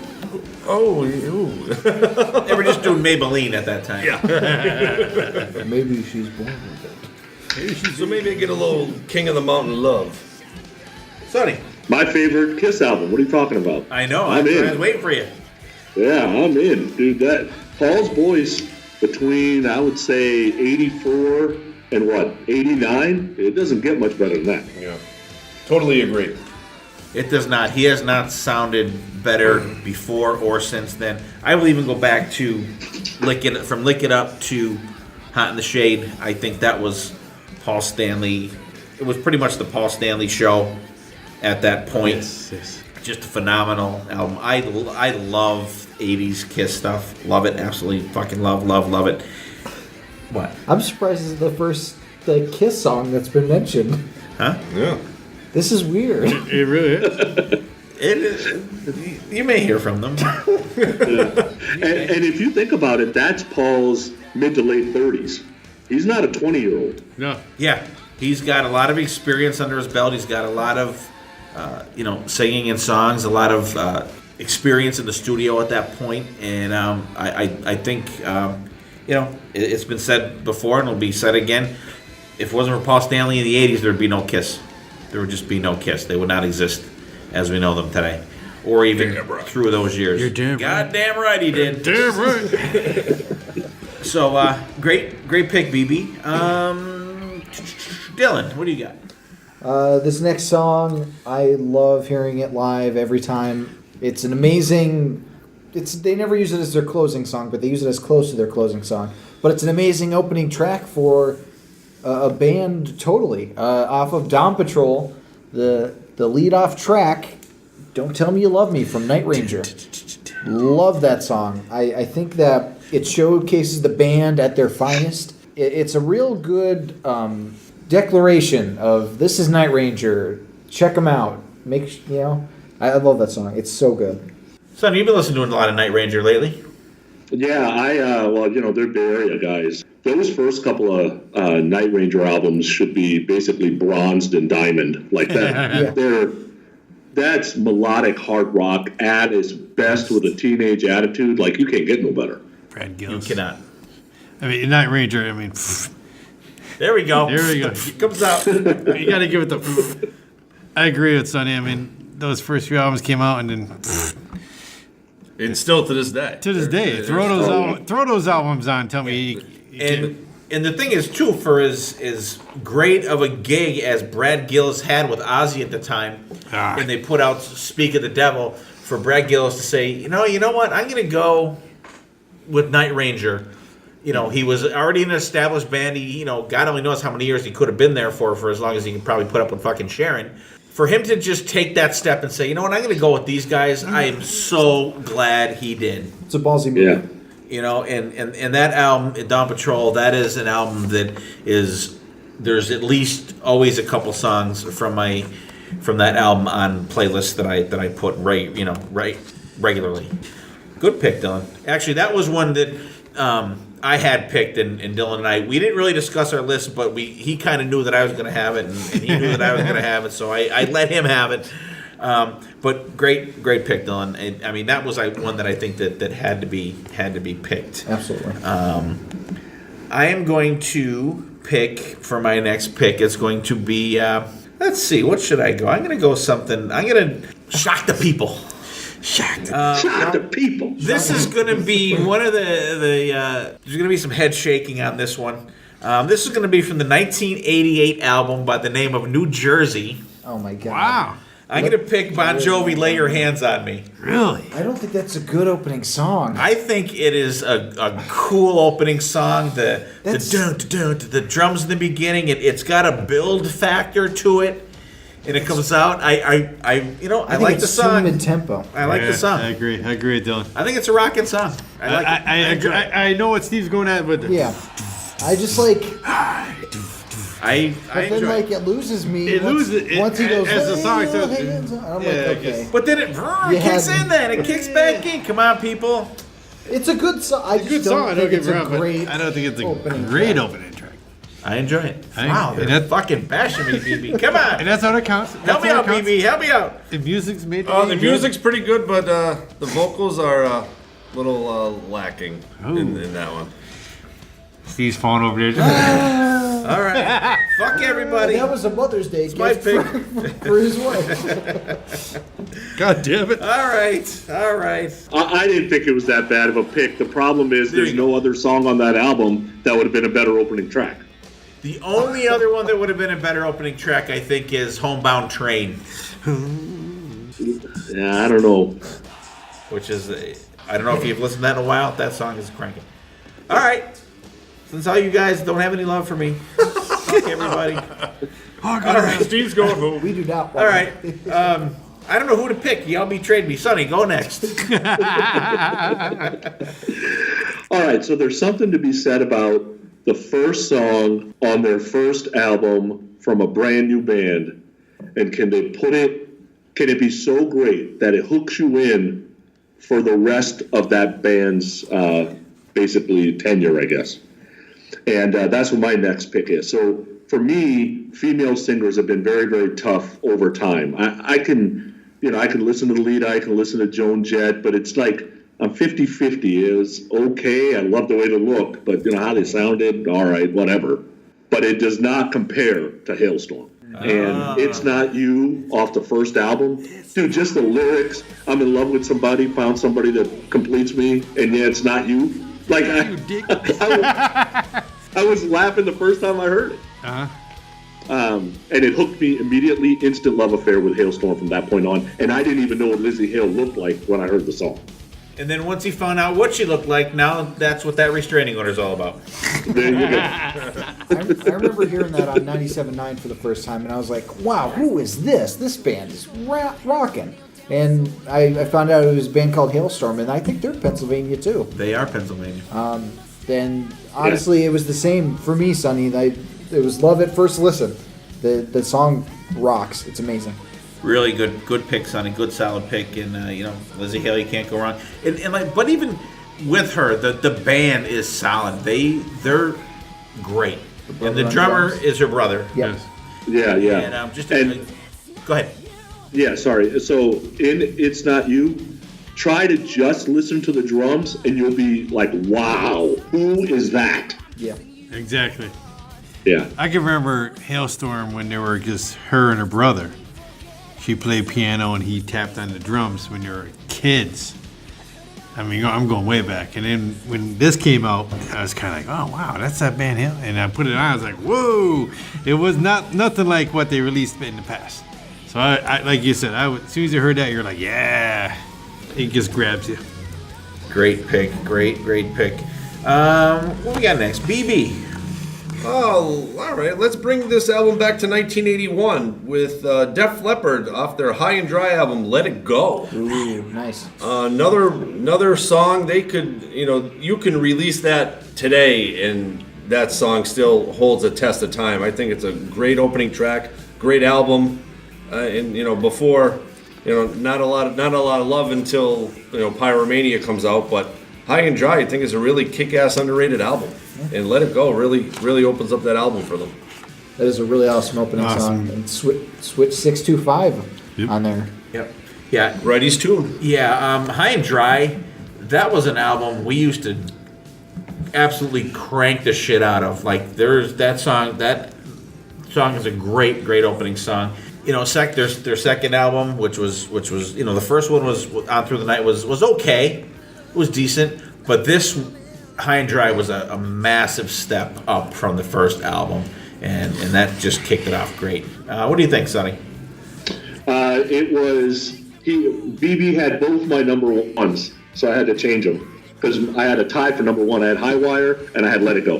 Oh, those are good number ones. Sonny, we're right on the same page here, buddy. Yeah, but I got alternates I can go to, but I love that song. But that's not really who Def Leppard became, right? They got a little lighter and ended up being the Pour Some Sugar on Me Def Leppard. But Pyromania and High and Dry is probably the Def Leppard I like the most. Definitely. Yes, I agree. Yeah. Hysteria. I love Hysteria. It's grown on me, I love Hysteria. but it's just a totally different vibe and everything, I think. Yeah, they went radio. But BC, like they're all do over you it. want to get rocked? Yes, I do. Yeah, journalize it. Do you want women? Is this a trick? Do you want a rocket? Do you want an animal? What do you got? Go ahead, Dylan. What do you got next for us? Okay, first off, I want you to pick between 2 and 12. Either the number 2 or the number 12. Here, let me answer for you. 14. That's what usually does. I was going to say 11. 12. Okay, so it was going to be Battery by Metallica, Master of Puppets. Oh, see, well, good. That was a good pick already. But I'm going with, this is technically the second track because the first track is one of those opening, atmospheres. Yeah. It's off of Saints of Los Angeles, Motley Crue, Face Down in the Dirt. Really awesome, comeback album. Okay.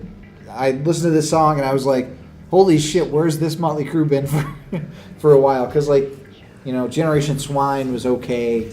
It was okay. Like You're really overplaying it. being generous, it was okay. Very generous. But She's your Saints of mom. Los Angeles, and I was talking to you before. I think it's one of my top Motley Crue albums. It's just amazing, and this song is a great opening track. I mean, Lame Ass Motherfuckers technically the opening, but this is the first song on the album that I love. Face Down in the Dirt. Good pick. I love it. I think it's great. Like you said, Dylan and I discussed this album before the show, and we talked a little bit about it on the Motley Crue episode, which we're going to get into depth on that in another episode. But great pick, and that is a freaking great Crue album. What do you think, Sonny? I like Saints of Los Angeles. That's probably my favorite song on that album, but it's an okay album compared to the two previous ones for sure. Absolutely. All right, BC, how about you? Let's see. We're going up to the top here. I'm going to go with, since this year is the year of Lizzie. Not another one. Yep, Lizzie Borden. This is the album that got me into Lizzie. Technically, I guess their second full-length album was Menace to Society with the Generation Alien. When that comes on, it gets... There's definitely a Lizzie. But that kicks in and then just Notorious and then, Tearing the Town. It was a runaway train for me on that album. Never coming back. Never coming back. Wrong way? Wrong way and a wrong way track. But that was the album that got me hooked on Lizzie, and then I went back to, of course, Love Me to Pieces and the EP, and then where we end up today with the new album And now coming it's You out. Against the World. The new album coming out June 15th. Another paid endorsement by BC for Lizzie Borden. You can get multicolored vinyl. Multicolored vinyl. Which I'm surprised. everyone out there listening knows the BC's love for Lizzie Borden. He has an Iron Maiden, a Megadeth, and a Judas Priest tattoo on his arm, but no Lizzie Borden tattoo. What's up with that, BC? Are we gonna see maybe a Lizzie Borden tattoo? You know, I don't know, like the Lizzie Borden thing on your forehead or something. Like I said, you got the Eddie, and like Lizzie Borden doesn't have anything but like Lizzie himself, and I don't know if I like that. Do you know what I mean? No, I know exactly what you mean. I mean, like there's Eddie, you know, like the Lizzie stuff Borden right some on your of the new back. stuff that they put out with the skulls and stuff would be That cool. that is getting cool. Like the skull with the American flag kind of thing. Since it's your favorite band, you should do something different than the other guys. Like do the name or like. I've always tried, but the name would be. Like, see, there's no Iron Maiden on my arm. There's no. But that's what I Megadeth on my mean. arm. It's your favorite But band. somebody that would see this knows who it is without the name being there. Like Lizzie Borden. And more people would know if you would do that. I don't know. Yeah, if you put the name, it's like, oh, that's. They're not going to think, oh, is that Def Leppard? I have given it many of times, but You know what? Do one of those little things that you can scan on your phone. Like a QR code? Yeah, one of those QR codes, and have it like be Lizzie Borden. And they say, "What's that?" And then they can hit it with their phone, and then Lizzie Borden comes up for them. Yeah, like Visualize starts playing on their phone. Wow, that's a great idea. We're giving you great ideas. And no shit. We're going to let Lizzie you're not Borden writing app. them down. You got a pen in front of you. All right, BC is number 2 Lizzie Borden pick for the same album. Oh, God. All right, who's up? Me, right? It's you. I'm going to go with one of my absolute favorite songs. I love this song. This song makes it on almost every playlist that I put out there. It's an Alice Cooper song, Nice. and it's called Trigger Man. Ooh, From the 2001 album Dragontown, which is a phenomenal Alice album. Brings them into the 2000s. Listen to this song. It is just a fucking cranking song. Just check it out. It is great. Have you ever heard it, Sonny? No, I have not. I have it. I've heard it, but I can't remember it. I have it. I just got to listen to it. So you got to put the headphones on and give it a shot. What do you think, Dylan? Early 2000s Alice was the second, phase of Alice that I experienced. I remember you would play Dragontown, you would play Disgraceland, you would play Trigger Man, and Trigger Man is a really awesome opening track. I love how it kicks in at the end, just like it picks up tempo, and like you don't think you can go really any faster, and it just like it's like almost like Disco Bloodbath Boogie Fever, and it just like unleashes everything out at you at the end of the song, and you're just like, holy shit, this is really awesome. Alice is good with opening tracks. Love me some Alice Cooper. All right, very cool.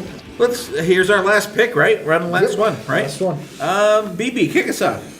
All right. Well, I can't have an album without. I'm gonna throw Bearded Zach there with Black Label Society, 1990 Eternal. It came out in 2001. The song is "Bleed for Me." BC's probably the only one at the table who's gonna know this song. I think we played this a couple times down at the local bar, a couple times, and cranked out to it.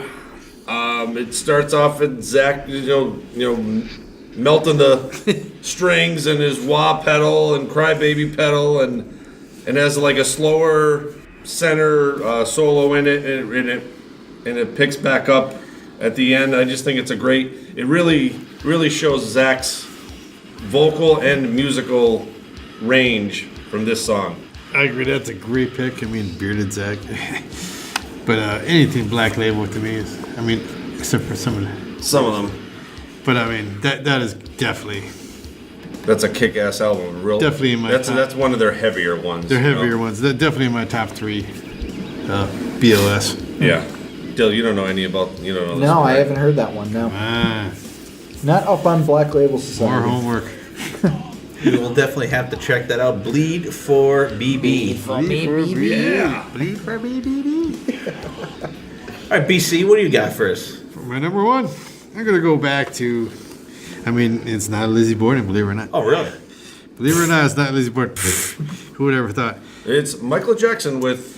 The reason I picked this band and this song is because this is my first band I ever saw live. And Ice Capades? Ice Capades was my the soundtrack to Ice Capades is the album I'm going for right now. But it's Motley Crue. in the beginning, Shout at the Devil. I mean, when you put that album on and you hear that, it comes on, you're like, holy, you're 13. I was 13 years old at the time. You're like, holy shit. Yeah.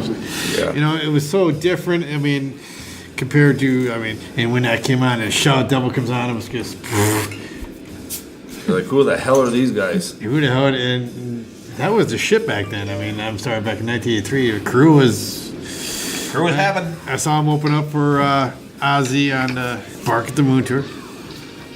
Wow. And they didn't last too long there because more people started coming to see them than Ozzy, and then Sharon's like, get the Sharon's fuck there. out. We got to get rid of them.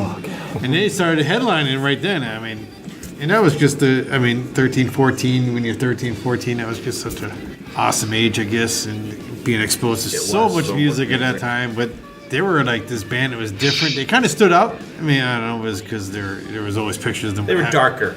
A little darker, a little less polished. It didn't they always had pictures with half naked women, which is when you're 13, 14 was always a draw. Didn't hurt. At least for me, it did hurt, but that was just even. I can go in my truck right now and leave it here tonight and put that in. It's like just gets your blood flowing to me. It's a Good pick. Nice. What do you think, Sonny?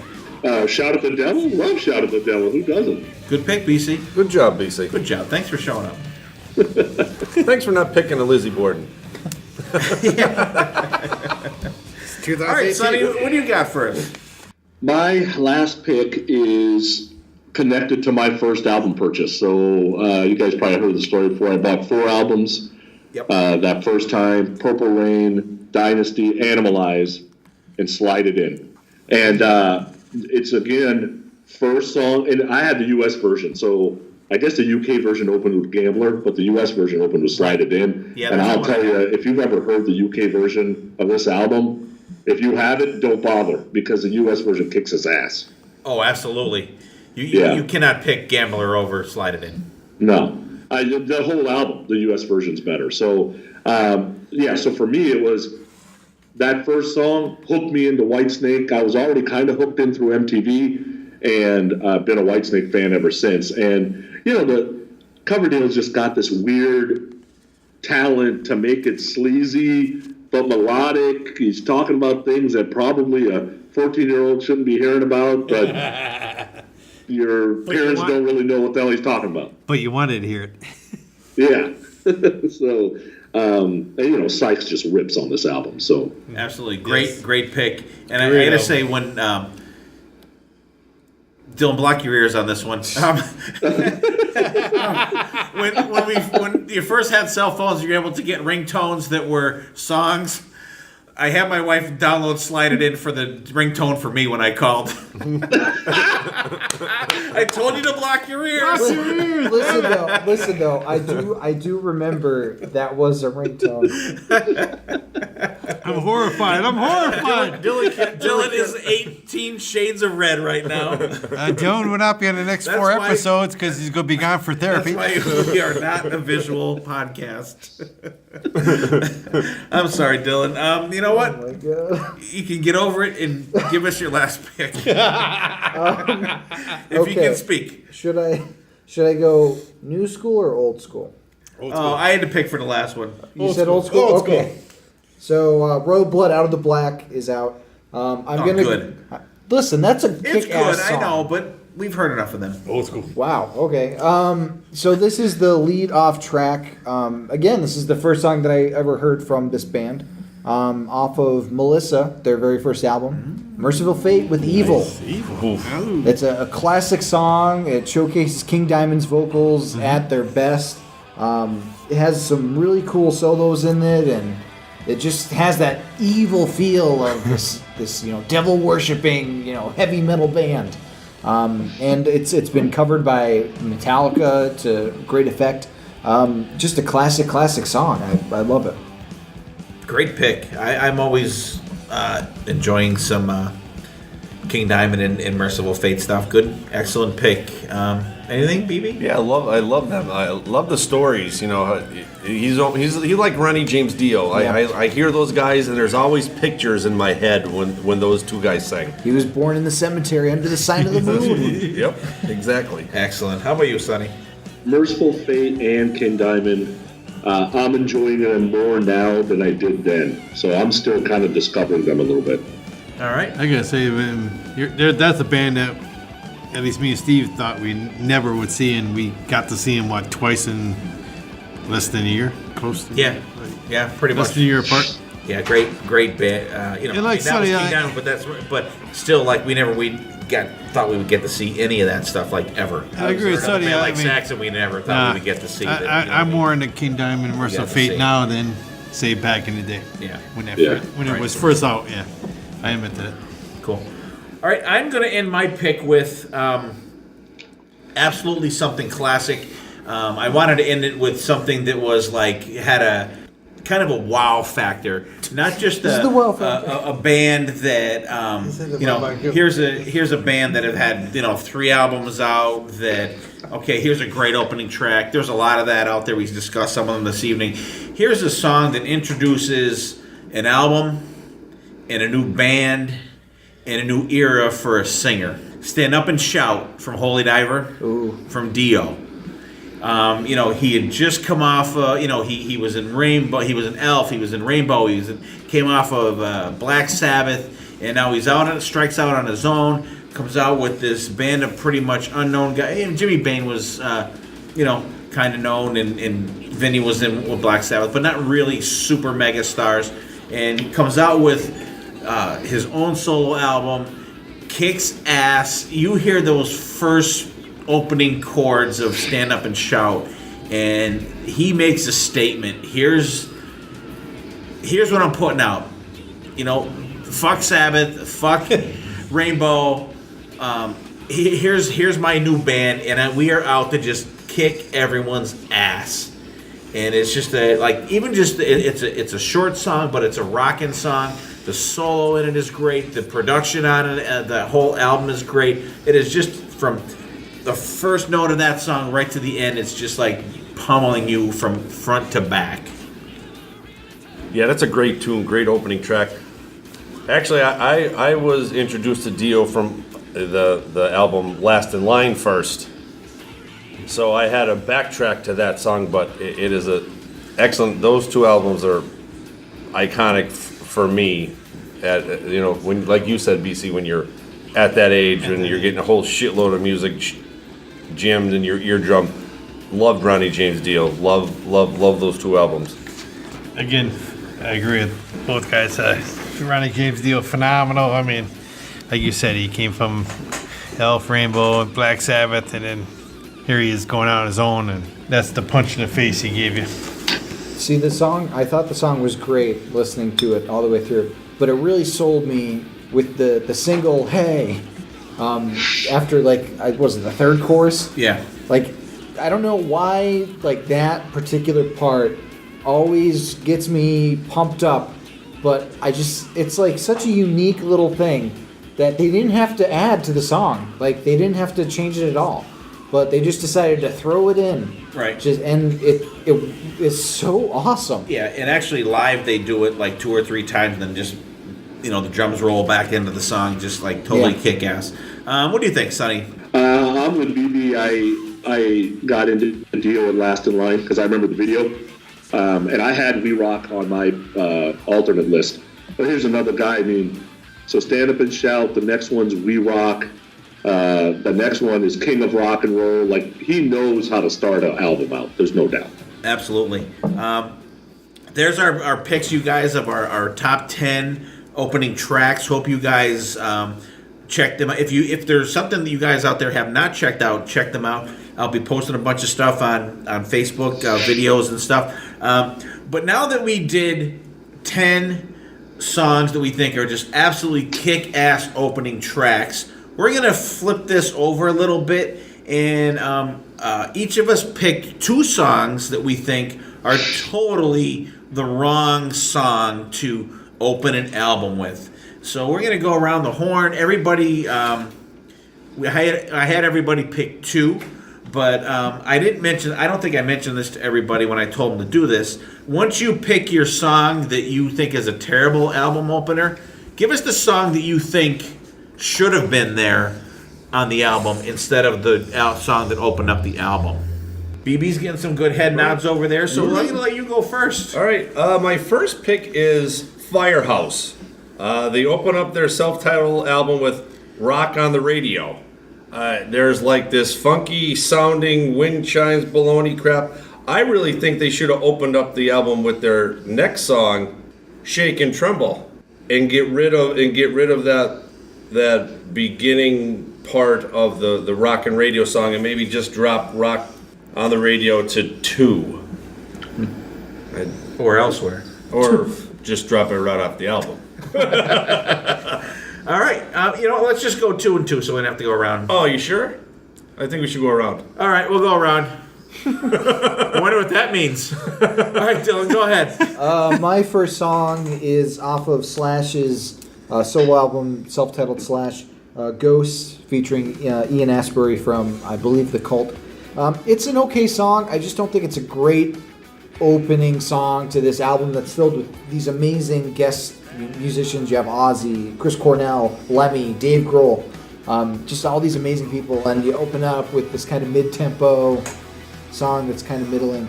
I think two better songs that would have been good to open with are either Dr. Alibi featuring Lemmy, one of the greatest songs Lemmy's ever been on in my opinion, or Nothing to Say featuring M. Shadows from Avenged Sevenfold. Both of those songs have like a real upbeat, rocking feel to them. They're heavy, they really pack a punch. I think they would have been a better opener than Ghost. Great pick. And when they do Dr. Alibi live, Todd Kearns sings that. Todd Dammit Kearns sings that. And I don't know which version I like better. Great pick. Yeah, they're both really good. Absolutely. Sonny, how about you? Give us one. All right, so I'm going to give them in order. So my second least favorite is Scorpions' 1990 Crazy World, Tease Me, Please Me. I was so into Scorpions, and Love at First Sting is a definite Desert Island album for me. But God, did they get so far away from those days. It's hard for me to pick any song on that album, period, but I guess I would have started with Hit Between the Eyes. Okay. Yeah, I agree with you, too. When I heard that, I was like, wow, that's like not not even when you're thinking of stuff like that, you're like, that is just not a good song to start an album with. And they've had some great album starters, too. You go through the years, but like, Blackout automatically comes to mind. Just like, that song just like takes right off, and then you go, Tease Me, Please Me. Like, not in the same caliber. And then my most least favorite, is that how you put it? Basically, the worst song to ever start out an album when the anticipation is so ridiculous that everybody is waiting to see what's going to happen, is Find Myself from Generation Swine. God damn, is that bad. Oh, my God. And I know, Dylan, that you like this album somewhat, but I can't even pick a song you would have started with, and I guess start with Shout and just end it and shoot everybody in the head since you ruined the song. Just this album, after Karabi, just put out such a great album.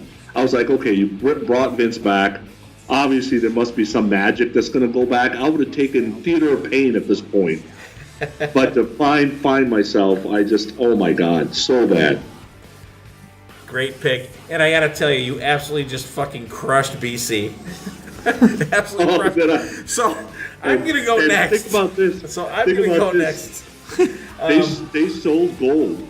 If Spotify would have existed in '97 and people would have heard this album, they might have sold 4 copies, one to each one of their mamas. That's it. Pretty much, absolutely. That album is like the only song I could think is maybe tolerable on that is maybe like Rat Like Me, maybe, but that's even a stretch. Okay, I'll go through mine since BB's still looking, and BC he was he sunk his battleship. You sunk my battleship. I'm gonna say my first one, which looking back over the albums, there were some cool opening songs. I'm gonna go with Van Halen 2, You're No Good. I think that was a horrible album opener, especially you come off of Van Halen 1, and it's just such a cranking album, and but like it starts out with that little muddled bass, at the beginning of the song, and it's just a mid-tempo song, I think, for the first album. Especially since you end the first album with On Fire, that is just like a total ripping song, and then the next Van Halen song that you hear is You're No Good, which is a cover song, for one thing.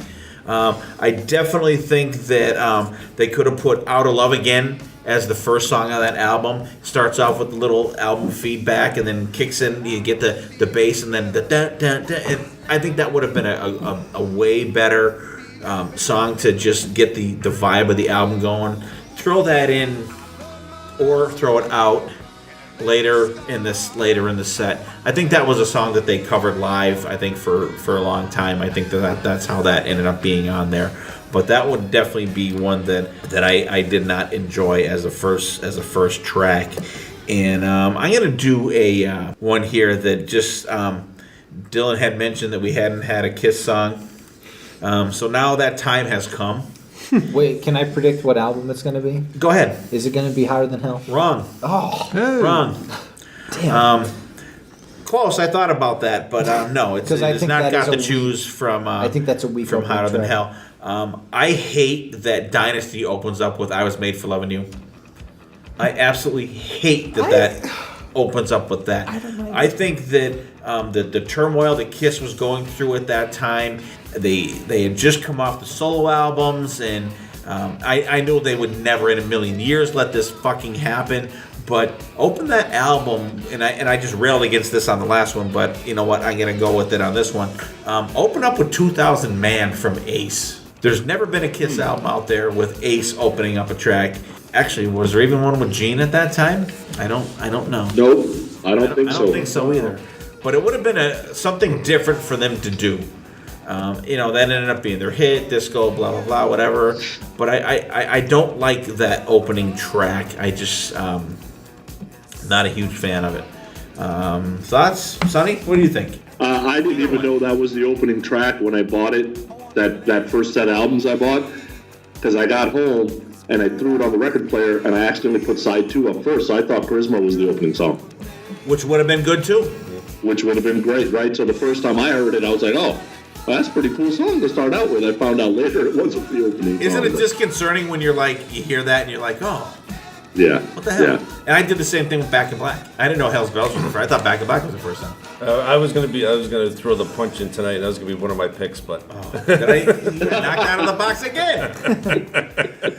I figured Sonny and I got you enough with the Hello Baby. That's all right. I'm ready. I'm ready to fight. All right. Who's ready? BC. Or I'm ready. BB? Are you ready? All right. Go ahead, BB. All right. I'm gonna go with Slaughter's album "Stick It To Ya." Mark Slaughter's coming out of Vinnie Vincent's band. I really think he should have opened up his album with "Burning Bridges." Pun to Vinnie Vincent in him. I think the Eye to Eye is kind of lacking. Burning Bridges is a lot harder, rougher, deeper guitar riff song to actually open up your debut album with. And like I said, I think the pun with Vinny would have been a better shot to him. I can kind of see that. I'm surprised they actually didn't open up with "Up All Night." Open up with their most popular hit there, yeah. Especially for a band that's just coming out. Eye to Eye is a little. I don't know. I agree. I didn't even. That was one I didn't even think of. What do you think, Sonny? Yeah, that's a good point. I think Burning Bridges would have been funnier. Yeah. That's for sure. Oh, absolutely. What do you think, BC? Yeah, I mean, I agree. Now, looking back at that whole album as a whole, I mean, they could have came out with something with a little more punch. A little more punch behind it.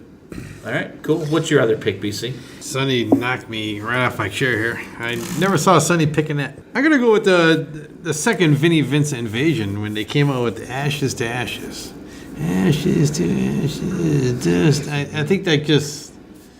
I mean, after the first album, you got to come out with something. What would you have put out there? Off of that one? Uh-huh. Oh, God. Let Freedom Rock, or I mean, come on with something like.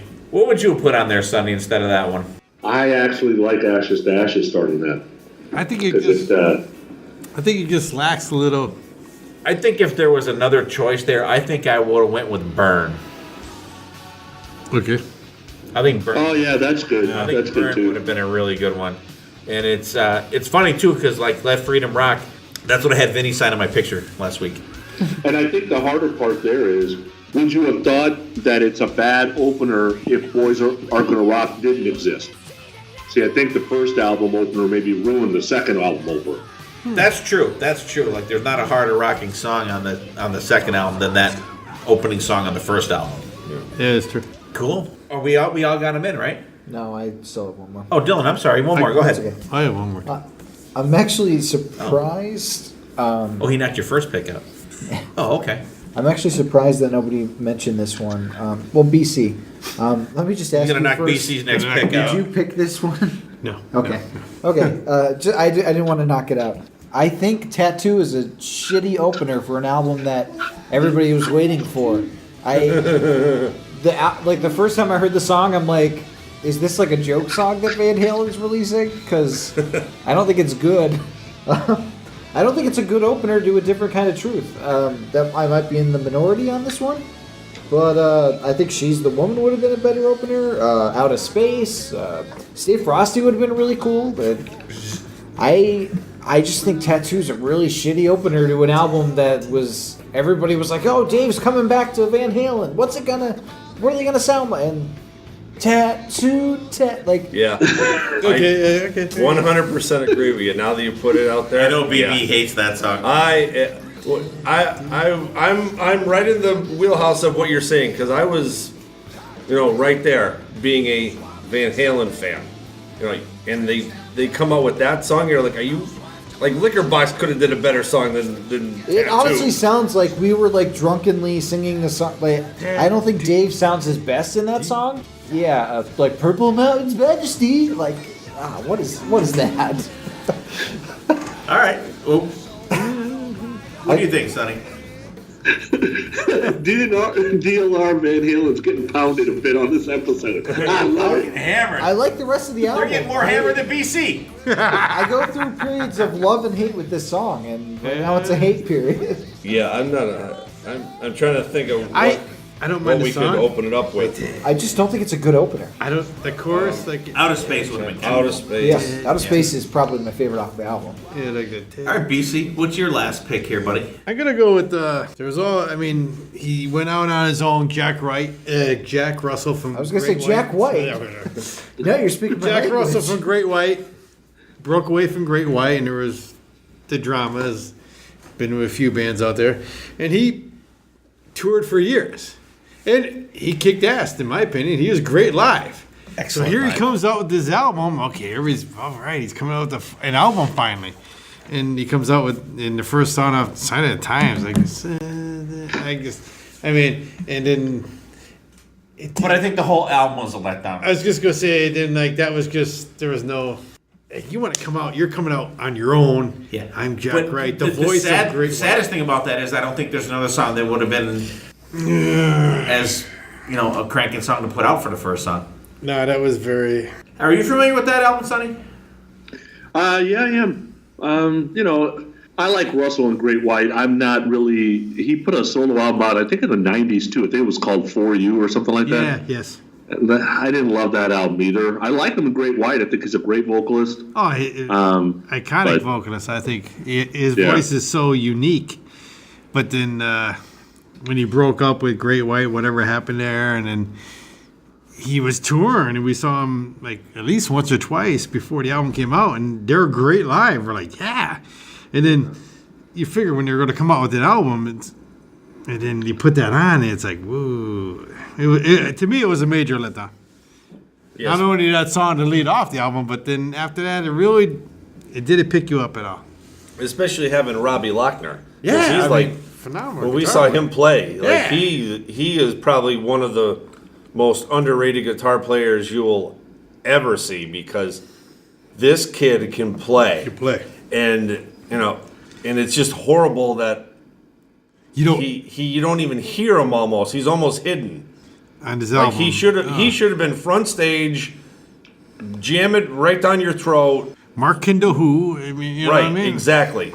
And he was just very lackluster on it. Not only was Very that disappointed. not only was that like the most disappointing song, that's the disappointing album.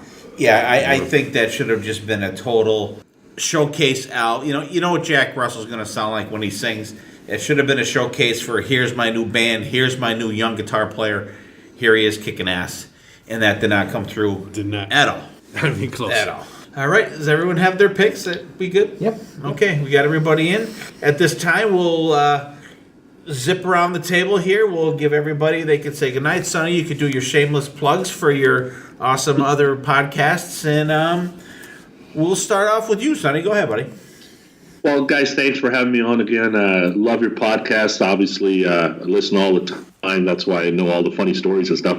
And you guys are kind of crazy. Not kind of, you are crazy. But no, got 2 podcasts going on. Podcast Rock City comes, we do it every Sunday, so it comes out every Monday. And Growing Up Rock, we do some bonus episodes every once in a while, but we definitely come out weekly and usually comes out on Sunday. I think we just released a Steve Stevens interview. So we've got some pretty cool interviews, pretty cool topics. So, check me out on both of those. But you guys are doing great, and thanks for the invite. Thank you for spending time with us. I know you're away on business, and hopefully, we didn't take you, away from the excitement in Times Square tonight. No, I'm good. Yeah, Sonny, thanks for coming on. Thanks for having a little fun, giving Steve a little shot there. I appreciate it. He's used to it. Yeah. Another great topic. We're always talking about throwing topics around what we're going to talk about. This is a really good one, and it really made you think. A couple duplicates of songs, but I think we made do what we had, and I thought we had a great time doing it. Again, yeah, I agree there. But again, Sonny, always great to have you on the podcast with us. I mean, you're my brother in cry wolf, so we see eye to eye on a lot of stuff. I always enjoy having your opinion on our show.